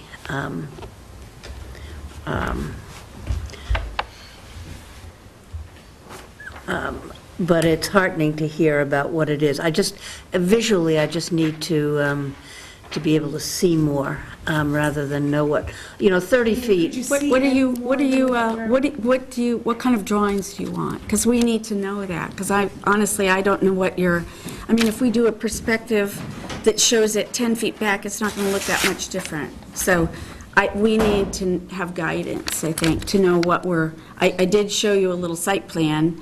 I think that helped explain it, but if you could tell us what drawings you're looking Sally, for. for me, where you had the red ink and you had the outline of that, the Yeah. garage there, that placement to me, to my eye right now, without seeing it staked out, looks a lot more favorable than where it is now. I walk on the property, I see where the stakes are, I see where they are relative to the house, and I'm thinking, wow, this is just really tight. And I'm looking at what's there right now, what's existed, it's just jammed in there. Just my point of view. No, I disagree, but I, We do too. We do. I get it. Yeah. And you, and I you're, guess I it's- just, would you just mind explaining to me what the historical significance of that is? excuse me? What's the historical significance? The historical significance is that we've got a small cape that we've put multiple additions on, and now we're going to put a large garage, which is substantially bigger than what's there now, with a higher ridge line, and that's something I can't get comfortable with. Even though there's much more breathing room than exists right now. Much more. I disagree. Oh, much I disagree. I see this, I know where the From the stakes. street, they're really. I see the Oh. stakes. The stakes are in the ground. It's easy to see. Oh, it is Yeah. easy to see. Yeah, I can see it. It's right. far- But it's put, Oh, yeah, it's but as much you more know, it's breathing room. pushed back. I think visually it's going to feel, It's pushed back from the street, so breathing room from the street, but not breathing room in relationship to the rest of the house and the existing structure. Oh, it's tremendous, more. tremendously more, because more- it's, more- yeah. Okay. Let So, me ask a question. I'm wondering whether a model would not help, showing the existing construction, but also having the garage, so that we could move it and see exactly what the relationships are. Yep. Because that's the kind of thing we're talking about. It's a spatial relationship between, all the things you guys can picture, and you can't picture that.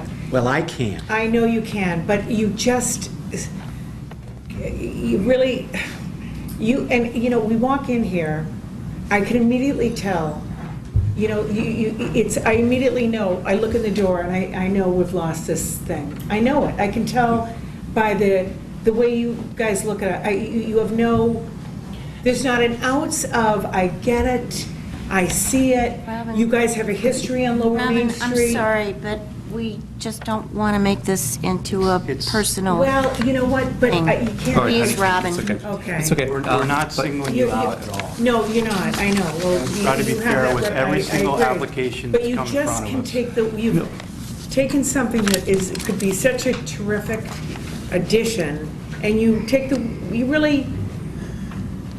have a way of taking the wind out of people's sails here, and it's, I think we sent 3 people home with sails full tonight already. So I'm just saying, Robin, it that's just not my is problem, not, Andrea, because you don't have No, I everybody at the know. same meeting, and you all have to vote.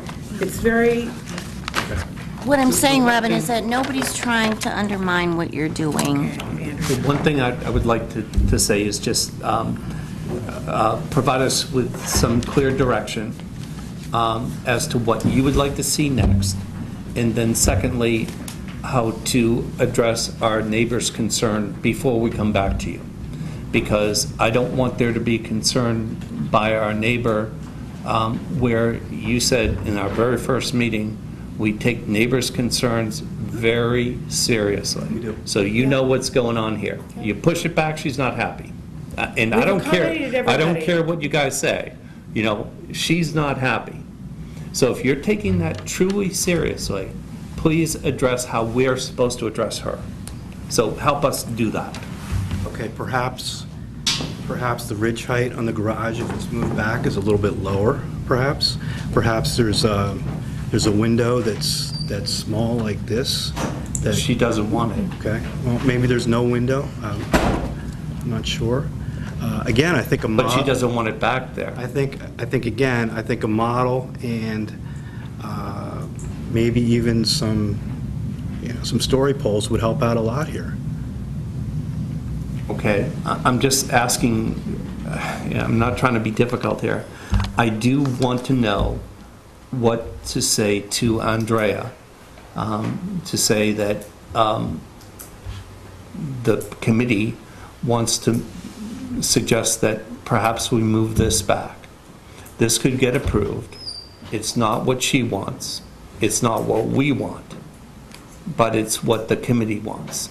So help me tell Andrea that. Right. We're trying to find a solution for everyone here, but what we have here is just one set of drawings.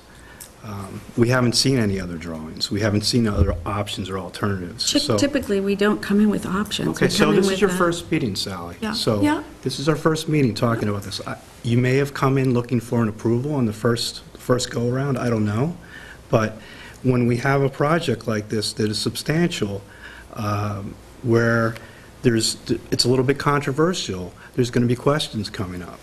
And I tried to give you at the offsite some things when we were visiting Yep. that might come up. I to didn't honestly prepare think you. it was going to be controversial. To- I thought it was to a pretty prepare you. diminutive Well, I little wanted, garage. right, so I wanted to give you a heads up so you were prepared for Yeah. this. Yeah, And I thought it think was- I am. And I thought I was doing the right thing. I So- think I was. so I you were- hope I so you would answered your expect it. questions. And it was just my sense of the way it would go. Now, I didn't put, thoughts in anybody's head here. This is just, everybody's giving their own comments. So, I don't know what to say. So you want to see, again, I'm trying to get the answers to these questions. You want to see drawings in a different location, Yep. and you want the height lowered somehow? Potentially, if it's not too squat, again, I'd have to see the drawings, what it looks like. I'm not an architect, so we don't want the garage to look too squat, but we want to make sure it's, the ridge height is preserved in relation to the, to the main house and the addition, so maybe it's a little bit subordinate, so it doesn't overpower the house. Okay. And so we do that, and that's what you want. Maybe there's some other input from other commission members what might help. I heard a model from Chuck, a model in relation to the house. Maybe you can do a model with kind of the landscaping and then have the garage where it is now, where you propose it, and then the model can have it so it's moved back a little bit, so we can see it in relation both ways. Maybe that would be helpful. I mean, What this really is, I think, and what I hear from other people and also you, this is a spatial relationship between the new proposed garage and the existing house.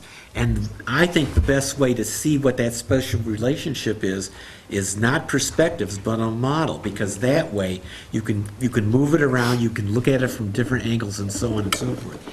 A perspective is just one view.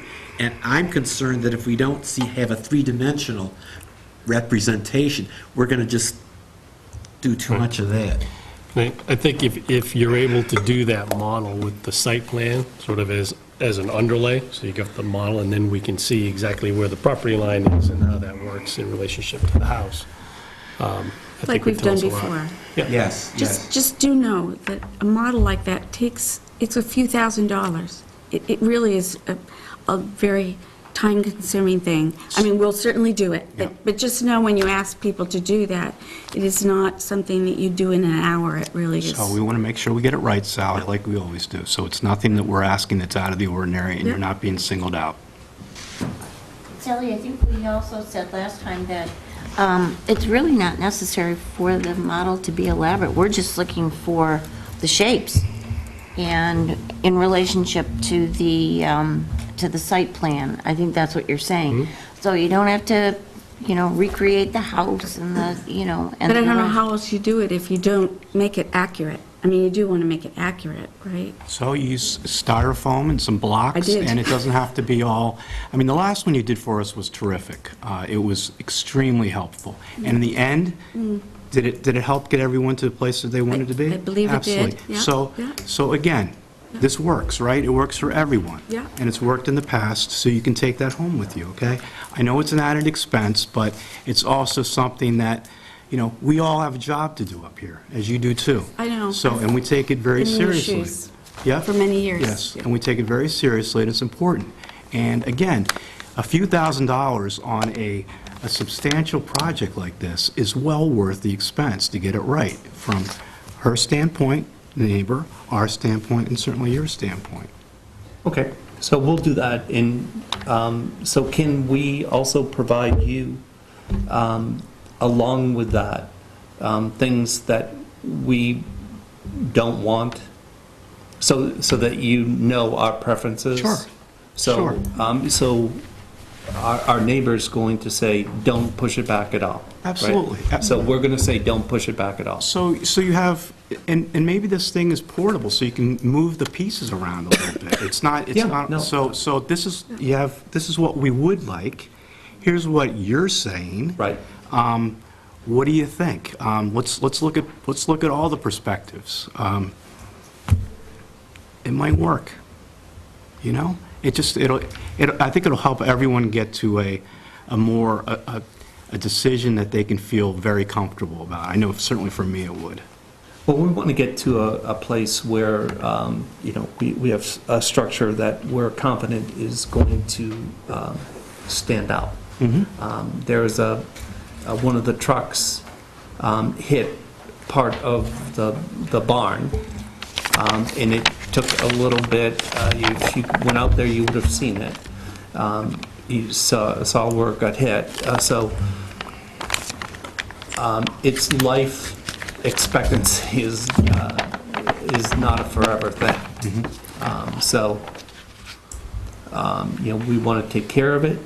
We want it right, and we don't want to sacrifice things that we've basically built into the house. So I hope you understand the owner's rights, the neighbor's rights, historical rights, and again, from a historical perspective, the space that exists right now between the two structures is much narrower than the space that would exist when the new structure is built. Okay. So that's not a question. All right. Is there anything that I'm missing here that the commission would like to add that you feel like would be helpful here? That, maybe I should be looking at this a little bit differently. Maybe there's some input that somebody would like to have here. Briefly, I think the bottom line is, it's not an either-or, what's good for the house or good for the neighbors. It's a balance of what's good for the property and good for the neighbors. And I just want to emphasize that. We've had, that has come up on other properties that we've looked at. And I think that neighbors' views are very important. The property is very important. I don't think it has to be mutually exclusive, but I do think there needs to be a certain relative rapport, and how that shakes down is not always so clear. Okay. If that wraps up this part of the application, there's just one other piece of business that we need to talk about here. I think you guys are great people, and I wish Tom was here. When we were out on the property, there's some things that were a little bit different from the application and what we approved. There was a lot of composite being used around the house, and I understand there was some composite there before around the trim, but a lot of that is being used. We approve wood only, and maybe there was some composite put up there before, There was. All the windows were trimmed. But it's as something. is the fence out front, is all. It's something we don't approve, and we're going to have to talk about that next time with Tom. The other thing is that we went to great lengths to preserve that stonework underneath where on the left side of the house. And there's AC units that are put underneath there right now. Yes, they were there. You have to look at the photographs. They were existing. We just there was one there already, and we decided it was best to just put another one next to it. It's in shadow, and thought it was when better than there's, out on the, when there's additional units put on there and there's a change to the plan, we need to know about it. We were trying to preserve that stonework as best we could, and right now, what we have is we've got these pillars, which you guys went to a lot of expense to preserve that as we requested. Trust me. And now we've got handlers all underneath there, which... it's actually well, on the it's only- elevations. yeah, The right. elevations that we gave you before, it actually shows the condensers on Okay. an exterior elevation. Okay, so maybe that's something we need to go back and look at to see what those plans said, but, you know, that's a little bit different than what I remembered and what we were trying to accomplish, so, you know. I don't, yeah, I mean, there was one there, and again, we just, Yep. you know, they thought it was best to just put them all So- ganged rather than, Yeah. if it was out in front of the house. I mean, there was a propane tank there, which has been moved, but We would have requested to the rear or something that would preserve that stonework as best the possible. rear, unfortunately, is a deck, and the whole right side is, yeah, We would love to have known about it. it was, yeah. We'd love to Well, have known like I about it. said, the existing one was there and drawn on the plans. So that's something we can talk with Tom about again. You know, I don't know if you knew about these changes, what was going on, but, and it's something that if we want to do something different, or we just want to understand what was involved, so it would be great if he could fill us in on that. We have requested, you know, units to be placed elsewhere in the past with lines and stuff, so it's less intrusive, so just something that we're thinking about. Okay? Thanks for coming in.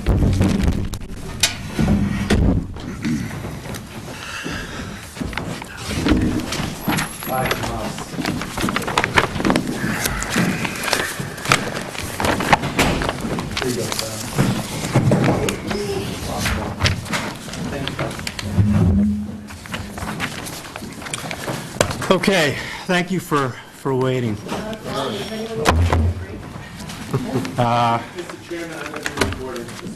Okay, thank you. Appreciate that, Tom. All right, next up, we have 18 Ship Street. This is for the installation of a new driveway and some additional fence work around the house, so thank you. Good to see you guys again. So I'm Barbara, and this is Todd. We live at 18 Ship Street. And, I mean, I think our application somewhat speaks for itself, but I can certainly walk you through it. We are interested in doing this for a couple of different reasons. Number one, if you have taken a look at our entire property, which consists of an acre, which has now been subdivided into 2 separate lots, our current parking situation is that we have to walk all the way over to the other lot, to the other far side of it, to park our cars, which often results in a lot of on-street parking. And so to install the gravel driveway is a matter of convenience. It's much more, I'm much closer to the house, and especially in the winter and things like that, when it's treacherous outside, it would be nice to be able to park somewhat closer and off the street because of the snow drifts and things that, you know, obviously interfere with on-street parking. And the second reason is, as you'll note from the plan, to 2 different lots. And while we have no plans right now to do anything with our property, either sell or build, there is no parking on the house side. And so we would like to have that as an option for the house lot. Okay? So in terms of what the driveway would look like, I think you have a diagram of it. I've actually driven all over the property to make sure that, you know, it works from a spatial standpoint and that we have ample back-out space. One of the issues that we face in that one little area is, while that area is, you know, flat, you know, there's a sudden drop-off down to our neighbor's house. So we have, you know, sort of a confined flat area that we are able to park in. The driveway itself would be gravel, so it would be 3/4 inch gravel. called Riverbed, and then we would have a cobblestone edging, and we would have a cobblestone apron. Nothing would be affecting town property. We are not digging up the sidewalk, none of that. I did speak to both the building commissioner, and I also spoke to Harry Sylvester over at the DPW, and we don't need permission for the curb cut or any of that, given the situation there on the lot. Because of that parking area, and in order to get access to the house, we would want to maybe put in a few extra flagstone stepping stones to kind of link it to the existing stepping stones that are in front of the house, which we have photographs of. And then we also have a rear entrance on the back of the house that it would be nice to be able to have some sort of stepping stones back there so that we could get to that rear door without, walking across the grass. In addition, as an option, we'd like to be able to, for aesthetic reasons, extend the fence, if possible, to the edge of the driveway entrance. I think it might just, provide a little bit better balance and might be aesthetically pleasing. And then also to extend it on the other side if that is something that would kind of balance it out better as well. There are some existing arborvitae over on that side, which we may preserve, but one of them has been damaged by a big tree limb that fell on it, and the trunk has split sort of in half, so the tree is sort of collapsing from the center. So we have to consider that. But we tried to do this so that it would be, as obscure, not as visible as possible, but also to protect, as you may be familiar with, that enormous beech tree that is to the right of our property. We want to make sure that we're really sensitive to that beech tree, so we're trying to keep the area as far away from the beech tree so that, when the vehicles are parked, they're not, standing on the roots underneath that beech tree. And that's really about it. Do you need any more description, or do you... Any other comments? Good. What's that? Any other thoughts, comments? No. Okay, got it. Covered it all. Open up to the audience. Any questions? Neighbors? Concerns? If you do, just state your name and your address and take it from there. Okay? I actually do. All right. But I'd rather hear from the commission first, because you may address them on my behalf. They may Okay. be similar. I don't know. That's fine. Okay. We can come back to you. Sure. And I'm kind of in the same position. I'm actually representing my parents who are not here. Okay. I have a power of attorney on their behalf. And so Okay. they're 36 cottage, right? Also known as 24 Ship, the old 24. So they're the little red house. Okay. That kind of leads right up to the back of their house is where she's talking about the Okay. hill starts. All right. And their name is? Karen and Hank Slaughton. I Okay. think on the site plan, it's Yeah. the Kreitz, perhaps. Oh, yeah, so they just bought the house last year, last Okay. winter. But from their bedroom, so their master bedroom, they would see, Okay. I mean, it's really right there. Okay. Gotcha. And your name is? I'm sorry. Oh, Yeah. Just so we have, yeah. I'm Alexis Guys. Okay. And your address is? I'm at 38 Cottage Street. 38 Cottage. Okay, good. And I'm Caitlin. Okay. Nice to meet you. How are you? Okay. My last name is Slaughton, yep. Commission, any comments, thoughts? Welcome back, Tomas. Thank you.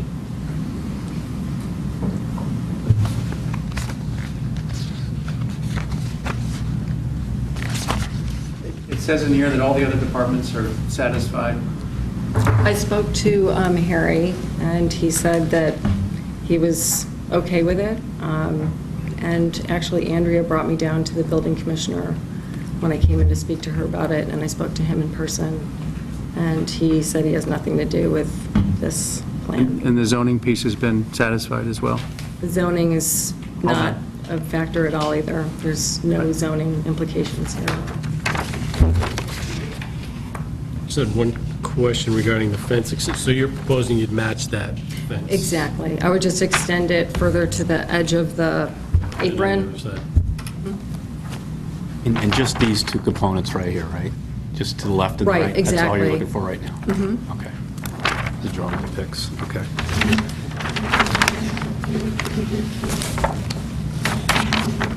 No, good, I'm fine.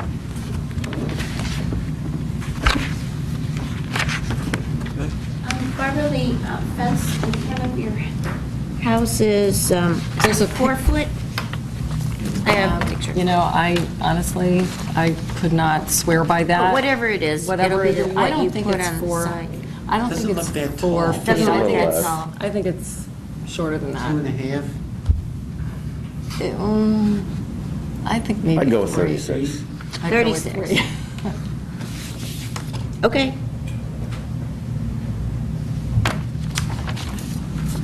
Anyway, it would match.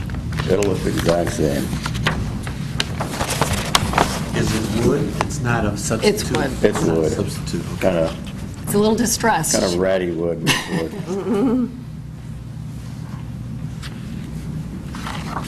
So the proposed width is, let's look at the drawing here, is 19 and a half, is, I'm reading, 19 and a half feet? Yes. Is that correct? So 2 cars. 2 cars to go in there, and the gravel extends out a little ways. So would there be a car up in there also, or just? No, I did that because when we were trying to, so first of all, because of the slope of the yard, number one, because it drops, it falls off there. Yeah. And number 2, when you're trying to back out the car, Give you some room to get in and out. you need to get the corner of the front right corner of the car around the other car before you can then pull straight out onto the street. Okay. Did we ask the question? Okay. I'm glad you're here. Well, I have a couple of questions. All right. So I came up to the Historic Commission's office, so I saw these plans. I don't have them in front of me, but there were photographs of cars parked on that flatter area. But it is not flat. It is, obviously, any piece of land has slope. So in terms of leveling that and putting gravel on it, I guess I'm not entirely sure that what's being proposed here can show whether or not there has to be any soil retained, if the wall in the back needs to come up at all. Also, if you were to look at the elevation from our property looking up at the back of their house, the drop-off is significant. And while I know that the gravel area right now is not near that per se, I just don't know if anything should be at the end of it in the event that a car would move forward. It would land in the backyard. So it's just a concern with the moving vehicle. I don't know if it's a realistic one, I don't know if it's a legitimate one, but I would just be curious, given that there's a retaining wall back there, I don't know if you can recall the height of that you built. That would speak to the drop in grade. Probably comes up about the same height as these tables, I would say. But at the end of it, it's only maybe a couple foot or 2 high. I thought it gets pretty shallow at the end. Is there anything that would stop a vehicle if it kept going forward from landing in the backyard? Well, there'll be a significant cobblestone, and with a car, I mean, something like this can stop a slow-rolling car. The cobblestone would be at least that high. Well, you're proposing a gravel driveway, but now are you actually Oh, with the proposing? cobblestone border. But a border is different to me than something that's retaining something. A border to me is Well, the potentially cobblestone flat in the retains, ground. the cobblestone will retain the gravel, if that's what you're talking But that about. won't retain the car, it will retain stone. Well, a car, to get over a curb, would have to be going pretty good, you know? So you're suggesting something Like it'll be above gravel, the and gravel? then cobblestone generally sticks up. But Some kind of bumper that you can put in there that's that's not yellow. Yeah. I don't really, I mean, it's sort of like if you're driving down the road next to a cliff or anything, I mean, if you're on the road, you're on the road, and, I mean, unless I installed a safety barrier or something like you would find on a highway, you just, I guess, would have to trust the driver to know that the drop-off drops off, and I mean, we're, considering putting some plantings along that side just to make it a little more attractive, too. And one other consideration is that when you pull in, the car would be parallel sideways to that fall off. So they go into my parents' master, I mean, No, the downhill from a car facing forward wouldn't be pointed at you. Here, if you look at, Well, the cars aren't going if you to look at face this, toward the downhill, but they're not going to be So where parked it's- so that the front of them is pointed so here, if you in a look downward slope. They're parked I'm just looking at this picture, so. perpendicular to Right, so that. but if you look at this one, so if the cars come and they turn this way, Yep. your parents' house is over here, and they couldn't roll sideways down the steep hill. And so who's? There's a that's house way Bruce's. over. This That's is Jim, This Bruce. is Bruce. It's way over Right. here, but he doesn't have the cliff. Right. Right. But are you suggesting that the car is pointing towards his backyard? Bruce Johnson's. Towards The your car old house. points toward Bruce Johnson's So it'll house. be sideways to the downhill. So it's perpendicular to the hill. But just to back up, because two things I'm just still not clear on, and it all could be fine, but it occurs to me that you're going to have to retain, you don't have no one has a level piece of land, so you're going to have grading issues. So you think that Cobble will retain that completely? You're Well, not going to... It's pretty flat, and I think what they'll do is... Probably do add some slightly more leveling. gravel. But it's pretty flat now, so it won't take much gravel at all to make the parking area a little flatter, but it's already pretty flat, as you can see from this. The fall-off doesn't start till you get further down. True, and I know that this is, more street front, but I do have some concern that if someone pulled in and didn't have something that might physically stop them, that you could have a car. I mean, I can't predict the future, but I don't know if the Historic Commission can appreciate what the grade drop is in the back of your property. Yeah, we just see the grade lines here, and, the plan we're looking at doesn't really go into encroach those, that drop, so that's what we're going off of here. I can appreciate what you're saying, but I think, perhaps there's something that can be put there to give you some more protection. Well, I just didn't know if there was fencing, when you were suggesting fencing, if there was fencing. And It would be that- like along the street, just carrying, along with the front fence, the house, the picket fence that's in front of the house. So that's the fencing that I'm referring to. But, it's possible that we well, first of all, there are some shrubs there that are right where the slope begins. There are a couple of shrubs right there, so that will be on the left. It'll be on the left side of the house, or the cars. So it's... So you talk about this just being temporary parking for when you have extra guests or you're bringing things in and out, but the lot's been subdivided, so at some point, if something happens, this actually is essentially site work for a future structure that might sit behind it? Well, it'll get used today, for sure. It's just so convenient to park I mean, the house. we don't have any plans right now. We have no building plans, we have no selling plans. We don't know what we're doing. This is just an application for the driveway, so. It really is just to make it easier for now, because we don't know what we're doing, really. Mr. Chairman? Yeah. Have you all considered, you have a stone wall here in the back, have you considered bringing that stone wall across along the back, and that would alleviate any concerns about that drop-off? That stone wall wouldn't have to be very high. It would be a continuation of existing materials. That would be an extraordinary expense for what I think could be, equally handled by a couple of shrubs. Well, have you considered putting it to the left of your front door where you don't have cars parking facing the neighbor's home? Actually, There's not a lot of space over there, and there's not a lot, I already have a patio over there, so there's only... to the left of the front door is more, between your garage and your front door, there's more land than between your house and the... But that wouldn't, Right, but that wouldn't preserve in the it. event of, It doesn't preserve the option somebody's... to develop a lot. Yeah. Hans, if I might just point out, we are a commission of limited jurisdiction, and we are not entitled to make any recommendation except for the purpose of preventing developments incongruous to the historic aspects or architectural characteristics of the surroundings and of the historic district. And that's language from Mass General Laws, Chapter 40C, Section 7. And this discussion seems to me to go well beyond that. If there are safety concerns that are within the purview of other town departments, well, then that's where they should be brought up. But it just seems to me that this is not a historic commission issue. I think you're right on that. Thank you. Andrea, is this, would the building commissioner have some oversight with this? No, because as Barbara said, she had a conversation, and there's really, since there's no curb cut needed, that's nothing that he's really going to oversee.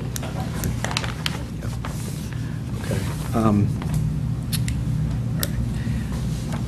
You know, down the road, I think this is a stone wall here. I know these things are not cheap, but, you know, a 2-foot wall might work, and it might be a good solution for everyone, but it just, it may be a property enhancer too, just in terms of, you know, something you're thinking about, but it's not something that I don't think we can require.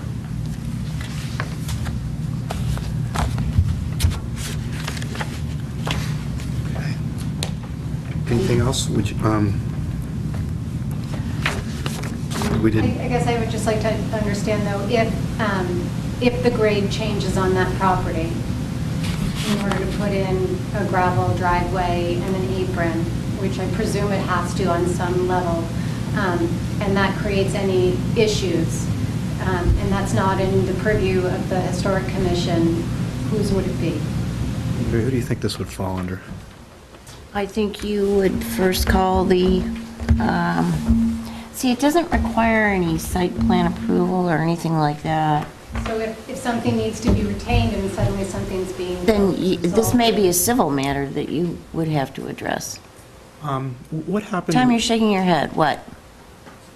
I would disagree with that gentleman right there, that the historic aesthetic of the neighborhood requires you, where the houses are very compactly placed on relatively small lots. The historic aesthetic of the neighborhood requires you to look at... Please. Oh, that's right. Sorry. My fault. The historic aesthetic of the neighborhood requires you to consider safety, because structures are placed in that neighborhood because of the historic aesthetic, okay? And now what they're looking to do is move a driveway off to the right, okay? I would disagree with them that they don't have any plans. I know for a fact that they've got a partial release from the mortgage on this lot over a year ago. No, I'm just, they brought it, Andrea, they brought it up, so if they brought it up, it's relevant. They're saying they have no plans, and I find it a little unusual that you go get a partial release for a lot that you're not going to sell. But be that as it may, that's a matter of record. But I think you'd have to, because of the nature of the aesthetic of you know, small lots, houses placed relatively close to each other, you had structures placed in certain locations, for example, the existing garage that's out there, for that reason, in consideration of where you are relative to all the other houses. So, and I think one of the reasons why it was done is for safety reasons, because again, you're right on top, for the most part, you're right on top of each other in that neighborhood. So I would, you know, I'm not saying that safety separately in and of itself, but when you consider the historic aesthetic of the neighborhood and all the places, the houses, safety is a factor that you would consider when you're looking at the historic aesthetic and new changes in that neighborhood. You can't ignore it because everybody's right on top of each other. I just feel like I heard concerns with the hearing right before about neighbors and moving the garage, and you're now talking about taking a car and pointing at someone's backyard. So when they're in their backyard, they're staring at a car that's parked there because they don't want to use a driveway and an existing garage, and there's no need, evidently the lot's not for sale, they're not building now, they're not doing anything, so there is ample parking, and there's a very large garage, so I don't see this as need-based as it is unless, That's not our problem. So the application that is in front of us is for this address, correct? I mean, I'm looking at...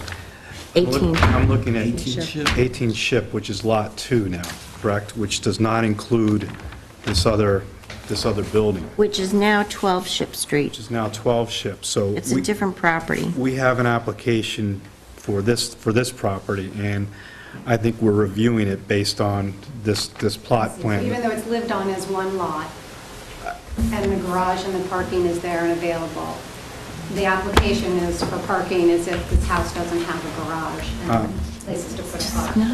Because it may not always, we don't know what we're It doing. may not always, but that's... The issue is really that it's not within the purview of the Historic Commission to prevent people from having driveways. I mean, it just isn't, and with all due respect, I disagree with the safety comment that was made earlier. The scope of our review is limited, and I just don't think it extends to questioning what will happen if some out-of-control car comes into a driveway. Mr. Chairman, can I ask a question? Please. What if you were to have the driveway where you have it, instead of turning to your right, what if you turn to your left instead? Well, we're trying to protect those tree roots. There's a huge beech for one tree there. thing. Right, but you We're not would be parking able to do the it car behind on the the tree? roots. Would that be a possibility? I'm sorry? Behind the tree? There's Looking really at the not enough- picture? There's really not enough room with that. Okay. Between the beech Between the tree. tree and the stone wall? Okay. Okay.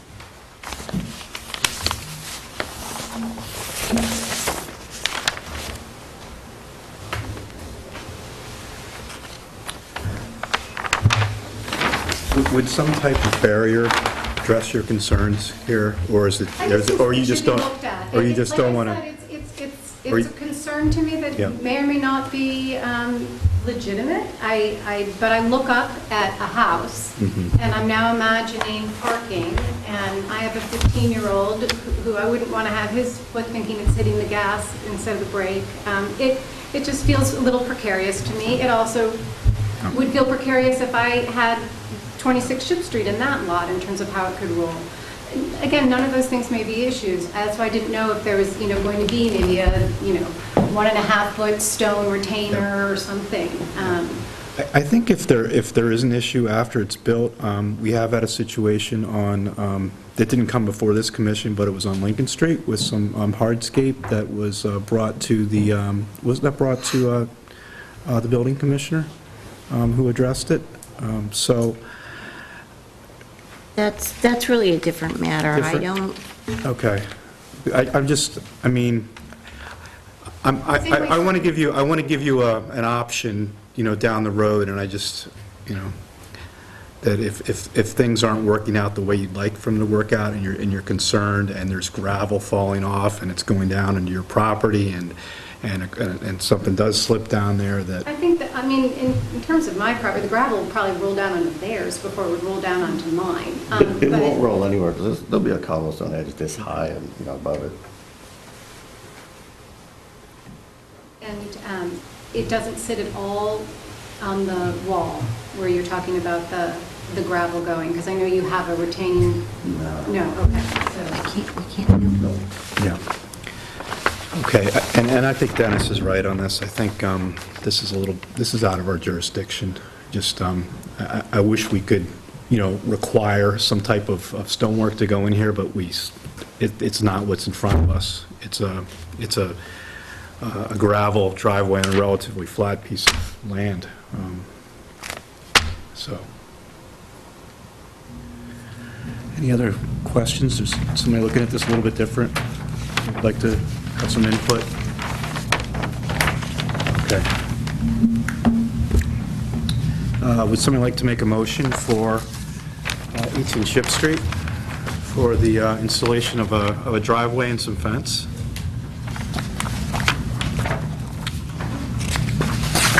Voting members will be Virginia, Michael, myself, Chuck, and Dennis. Chuck, can you be the fifth on this? Sure. Okay.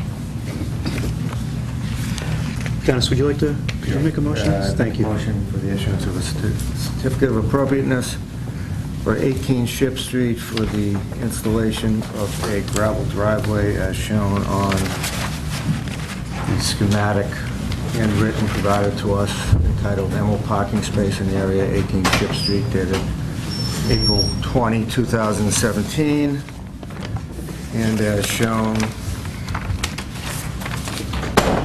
on the plan prepared by Canavero Consulting, the existing conditions plan with again, a handwritten sketch, and that is a plan dated, It's 1/13/12, I think, is it? January 13, 2012. Because I think this is drawn over it. In addition to the driveway, we're approving stepping stones going both to the rear of the property to the back entrance and to connect up with the existing stepping stones going to the front door, and the gravel driveway is to be bordered with cobblestone. Did I miss anything? The fence. The fence. Oh, I'm sorry. Is there an apron as you go from the street into this gravel area? There's sort of an implication that there's something there. That's the apron. It might be my bad drawing, but right where the sidewalk ends, there'll be an apron, and that's the... Cobblestone apron. The little that is- lines that you this is see across. cobblestone. Yeah, cobblestone. That's the little cobblestone. I don't know, I didn't know. So there'll be also a cobblestone apron as shown on the handwritten schematic that was submitted to us. Excuse me for interrupting. Sure. Oh, no problem. And I also noted on that same schematic is the extension of the fence from the existing fence to the right of the parking area when facing the front of the house, and also a fence extension on the left, both meeting, bordering on the entrance to the new driveway. Anything else? That's good. Thank you. Do we have a second? Second. All in favor? Aye. Opposed? Abstain? Okay. Okay, got it. Thank you very much. Thank you.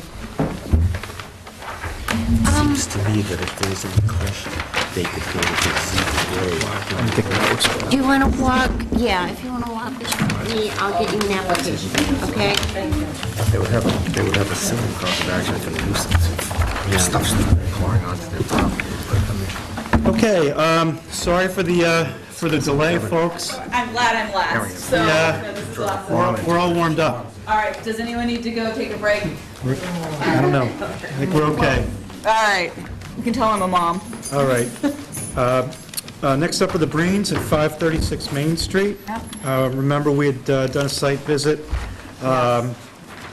Snowy day, rainy day? A snowy day Yeah. and... Couple months back? Yes, Yeah. and I need your help. Yeah. I really, that thing needs to go down. I'm not sure, and I'm not even, like, what we submitted, well, we got some price quotes on what it would be, and I'm not sure if what we need to do with the existing house, I don't want to commit to a huge, big addition, too, until I know how much it's going to cost to fix up the addition house, because we need to replace the roof, and who knows what we might find when we uncover the roof.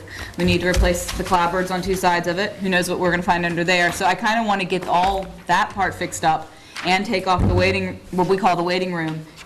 And then we need to decide what we have left before we do anything. So the first thing, I just really need your approval. I did do, just to show you what it would look like, I did some more copies for you. So this, I just took off I'll hand these out. I just took off the addition and the waiting room and put the tiniest of awning, so if I was opening the door in the rain, I wouldn't get soaked. But even that is optional. I just, there's a door where that awning is, and, and then you'll get to see what I did in Photoshop. So, because, Thank you.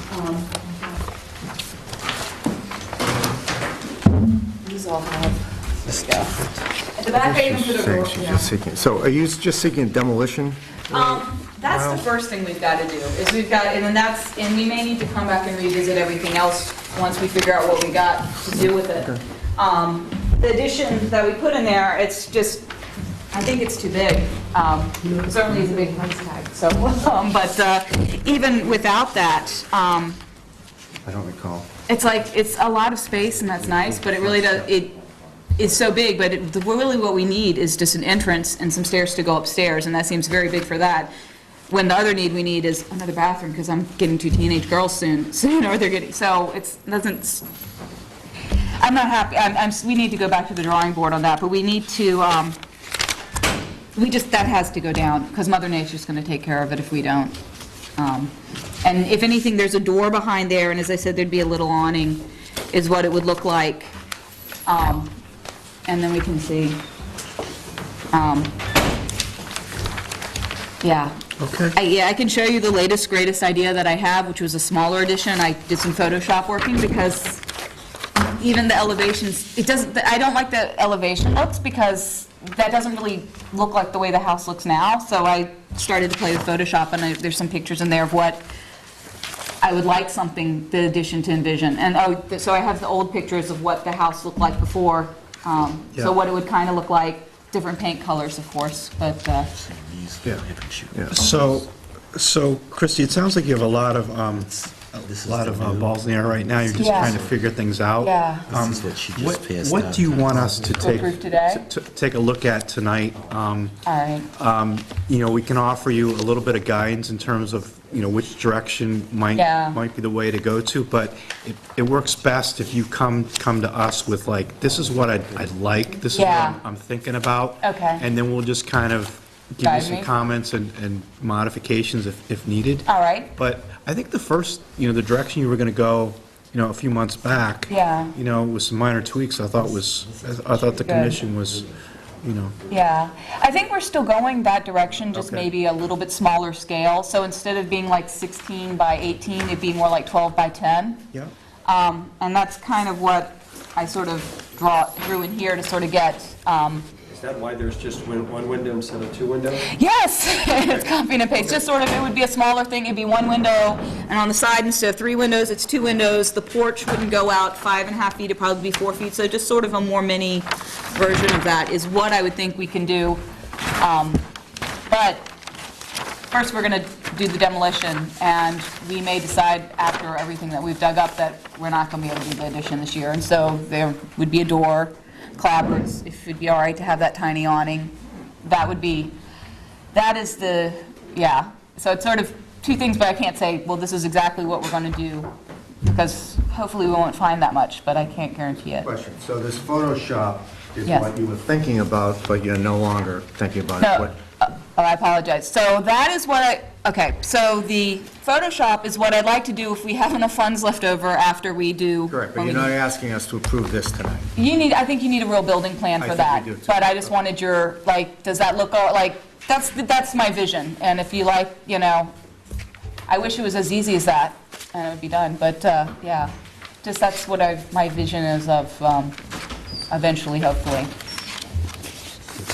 Mr. Chairman, Yeah. Get this or did you get everything? we're first looking Oh, to yeah, see no, if we're Got all that. approving demolition. That Oh, I would be did the get first it. thing. And then the second would be to see if we can get the applicant just the awning for now.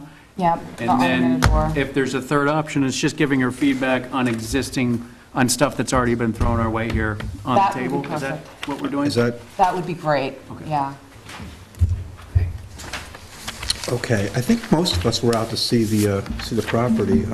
But any hesitancy on the demo of that addition? I think if we don't grant it, it's going to happen. It's going to happen anyway. Going to take Yeah, place. yeah.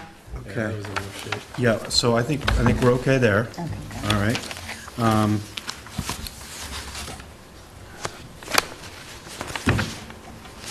And it looks like it's sticking out, but there's a lilac bush right there, and it does sort of slope down, so even with the awning, you really, from the street, it really doesn't look that visible as it looks in these elevations.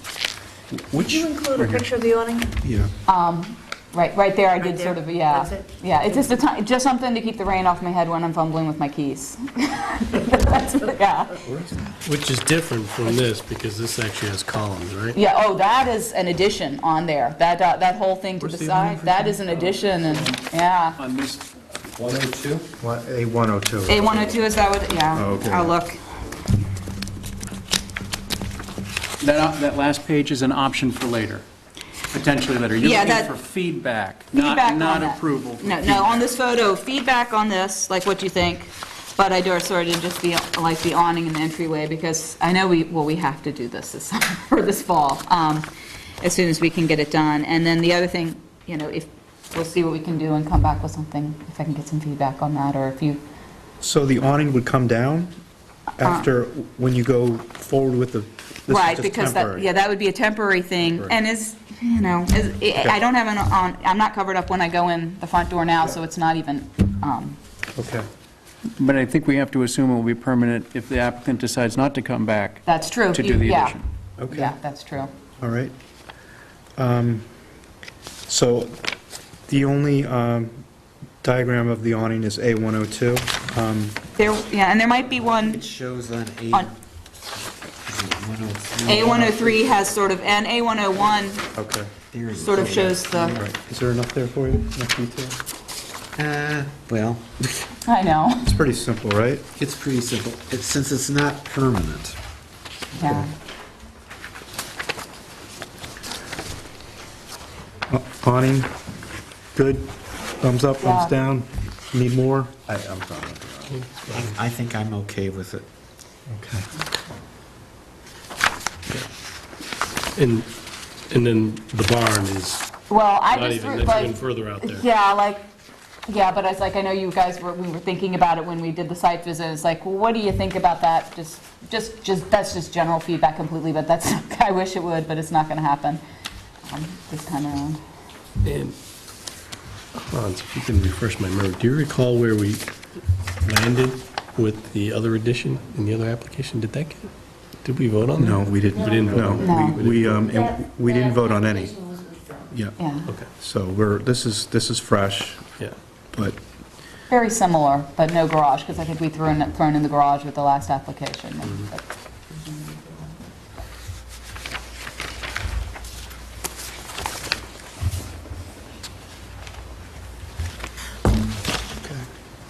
I mean, I think my comments on the addition would be that, it's a little bit smaller than what you proposed initially, and I think it's appropriate for the house. I'm just looking at this Yeah, picture right here, so I don't have the side view, but I feel like,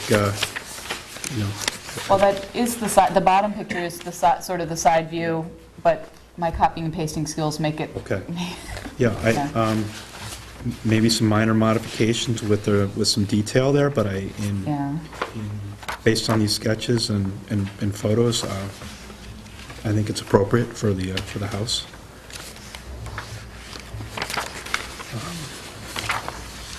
And with more details from you to come. Yeah. So, So in that, when we're doing repairs on the house, I put it, this was in the original application, some of the basement windows, 2 are boarded up, and 1 is in bad shape, so we're not going to replace them, but obviously they need repair, and anything, if the wood's rotted, we'll replace it with wood. We wouldn't replace it with anything else. That is in the original application, not just what I handed out. It's sort of just a list of all the materials and stuff, I think on one of the pages. I took pictures of them. And so we will restore them to their original glory.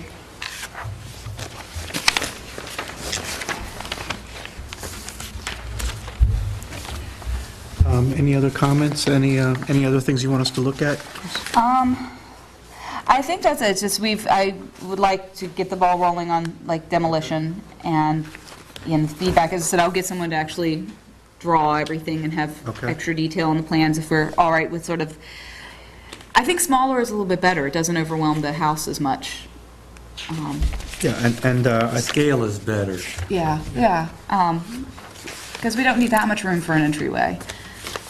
And, yeah, and someday, at the end of the driveway, and that's with the site plan, someday, a little what past the driveway, we would have the barn with a very plain, that's why I threw the barn there, so that's our vision someday, is to have the barn there, or garage, and then the addition.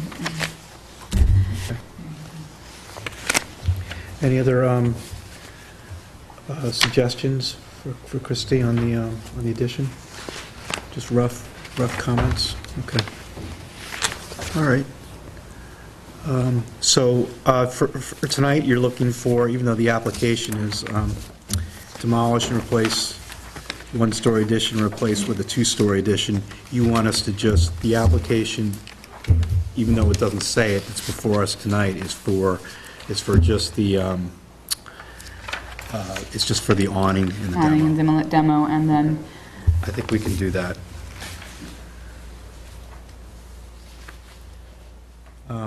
Ben, could you be a voting member on this one? Sure. And would you mind making a motion if you're ready? Yeah. Okay.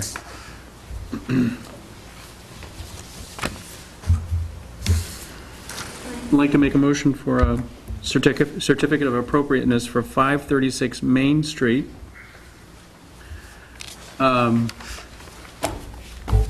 Complete demolition of we call it the waiting room? Waiting room? Yes. the waiting room, the first-story structure to the right of the house. It's detached?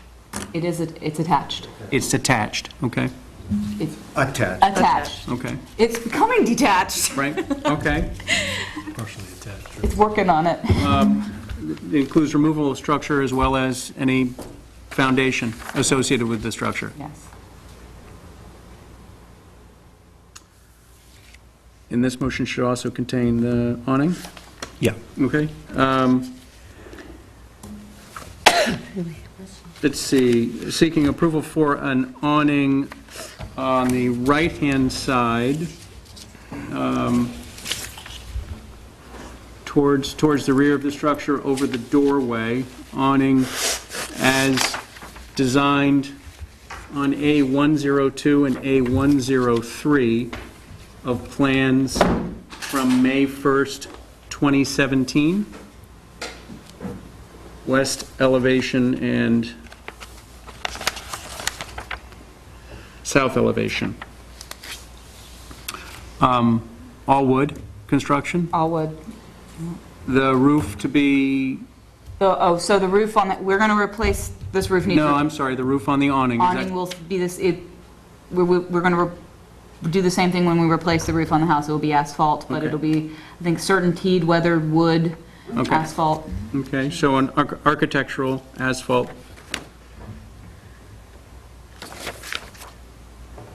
Okay, do we have a second? Second. All in favor? Aye. Opposed? Okay, Now, thank you. Question, do I do a separate application when I do the addition, or is this part amended onto this application? Because hopefully I can, within a Yeah. couple of months, we can. I think that it can be, but then we're going to have an extension for you.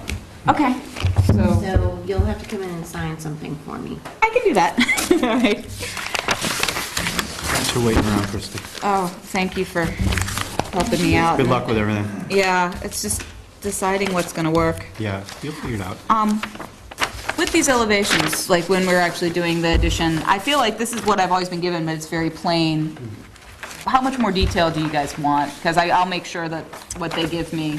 Notation of pitch is always helpful. Yeah. Calling out the pitch. Okay, let me write this down, because I just, yeah, as I said, I feel like I just was, this is more of a sketch than, A window schedule that describes the window construction, door schedule describes the door construction, the sizes.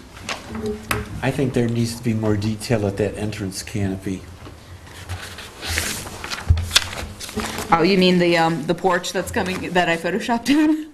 That little canopy at the side that you're adding. The awning, you want some more detail? Yes.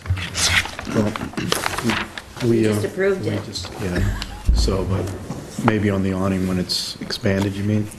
For the addition. For the addition, for the porch, have more details of what it's actually going to look like. Exactly. Yeah. Okay.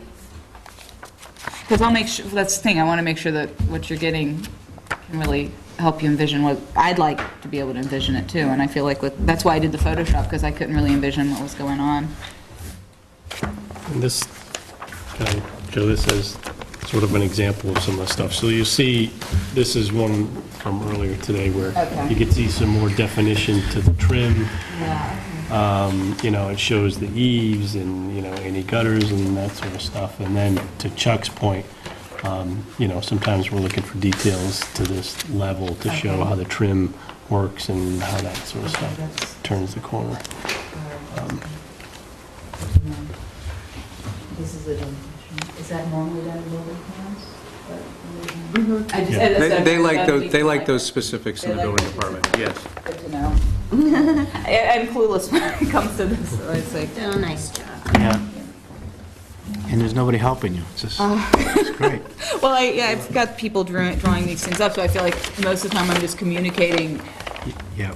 and repeating myself. Yeah, no, you're doing awesome.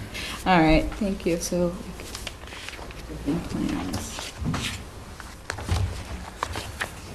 You're asking all the right questions. Thank you.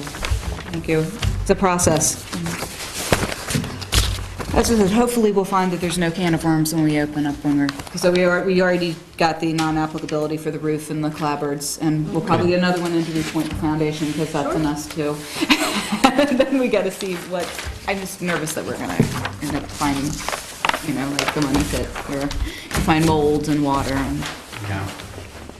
We'll see. Fingers crossed. Exactly. All right, well, thank you, guys. Thank you. Thanks, Christie. All right, let us know if you have any questions. All right, I'll be. She's a great resource. Do we have any other business for tonight? Yes, we do. Okay. So, this is my opportunity again to remind everyone, we have a great event planned for May the 21st. I mentioned it last time. This is it's the Battle of Grape Island Day, and it's on a Sunday, May the 21st. Actually, it's the day after the Taste of Hingham. So, and I think I gave you all a flyer last time, so I hope you will attend. This is a joint effort with the Veterans Agent and the Veterans Council, Harbor Development Committee, and the Historical Commission. And so this will be the first time there's going to be a reenactment of the battle. And we've got a lot of people coming, dignitaries. I don't know who's going to show up, but they've all been invited. And we have Tom O'Donnell, who's going to be the MC for the event. And Selectman Paul Healy is going to read the speech of the day. So come and have some fun. Oh, there will also be period refreshments. So. Yes, right. So, I mean, it's really going to be nice, and I hope that you will bring your family and show up. It's great for the kids. They're going to love the battle reenactment, and they'll probably like the refreshments, too. 1 o'clock, Sunday, May the 21st. Thank you very much. Thanks, Andrea. Now, what about the minutes? Do we want to go through the minutes tonight, or? I'd appreciate it if you... Okay.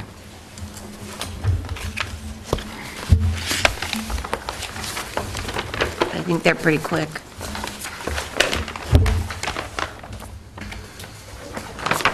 Oh, I noticed the date said 2016 and it should be 2017. Thank you very much. Just want to see if you were paying attention. Yeah, that's all it was.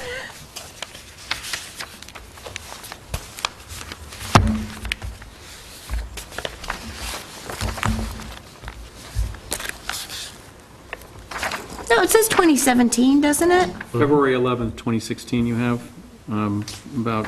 Oh, I see, for the next meeting date. No, on 536 Main Street.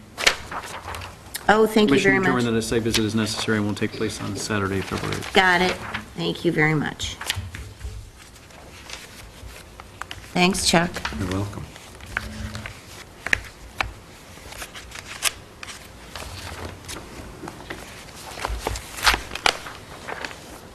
Just need a time for adjournment. For what? For adjournment on the minutes. Oh, yeah. Oh, adjournment, thank Adjourn you the very meeting, much. Oh, I'll have to look back in my notes. Or actually, I'll watch it on the tube again.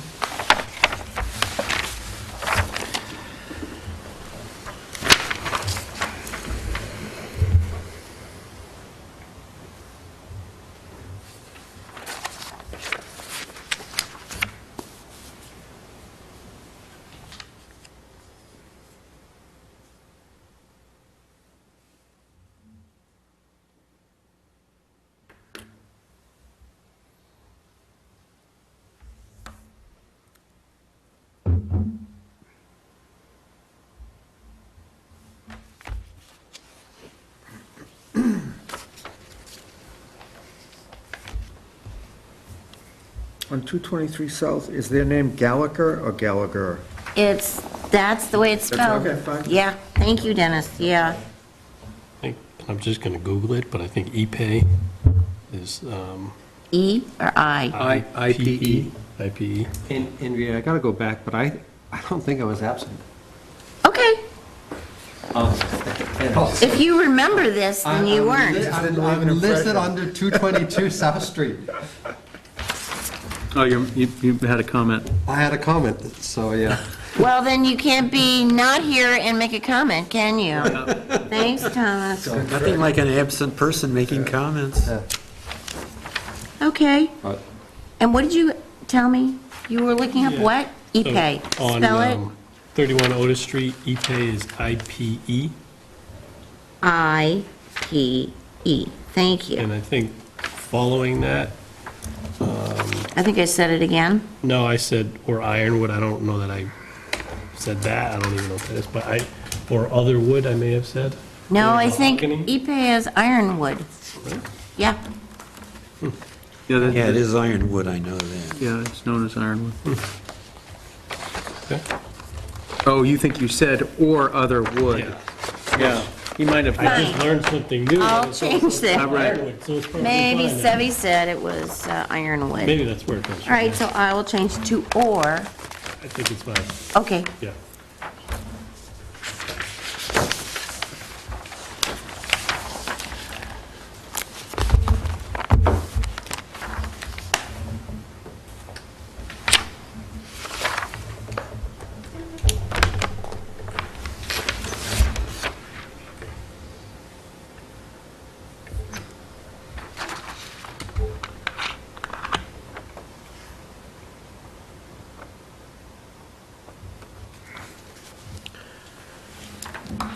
Okay, any other changes? Thank you, all you eagle eyes. Make a motion to approve the minutes for January 19th, 2017. So moved. Do we have a second? Yep, okay. All in favor? Aye. Opposed? Thank you. Anything else, Andrea? No? Okay, I'd we're like all to set. conclude the Historic Districts Commission meeting for this evening. Thanks everyone for coming, great work tonight.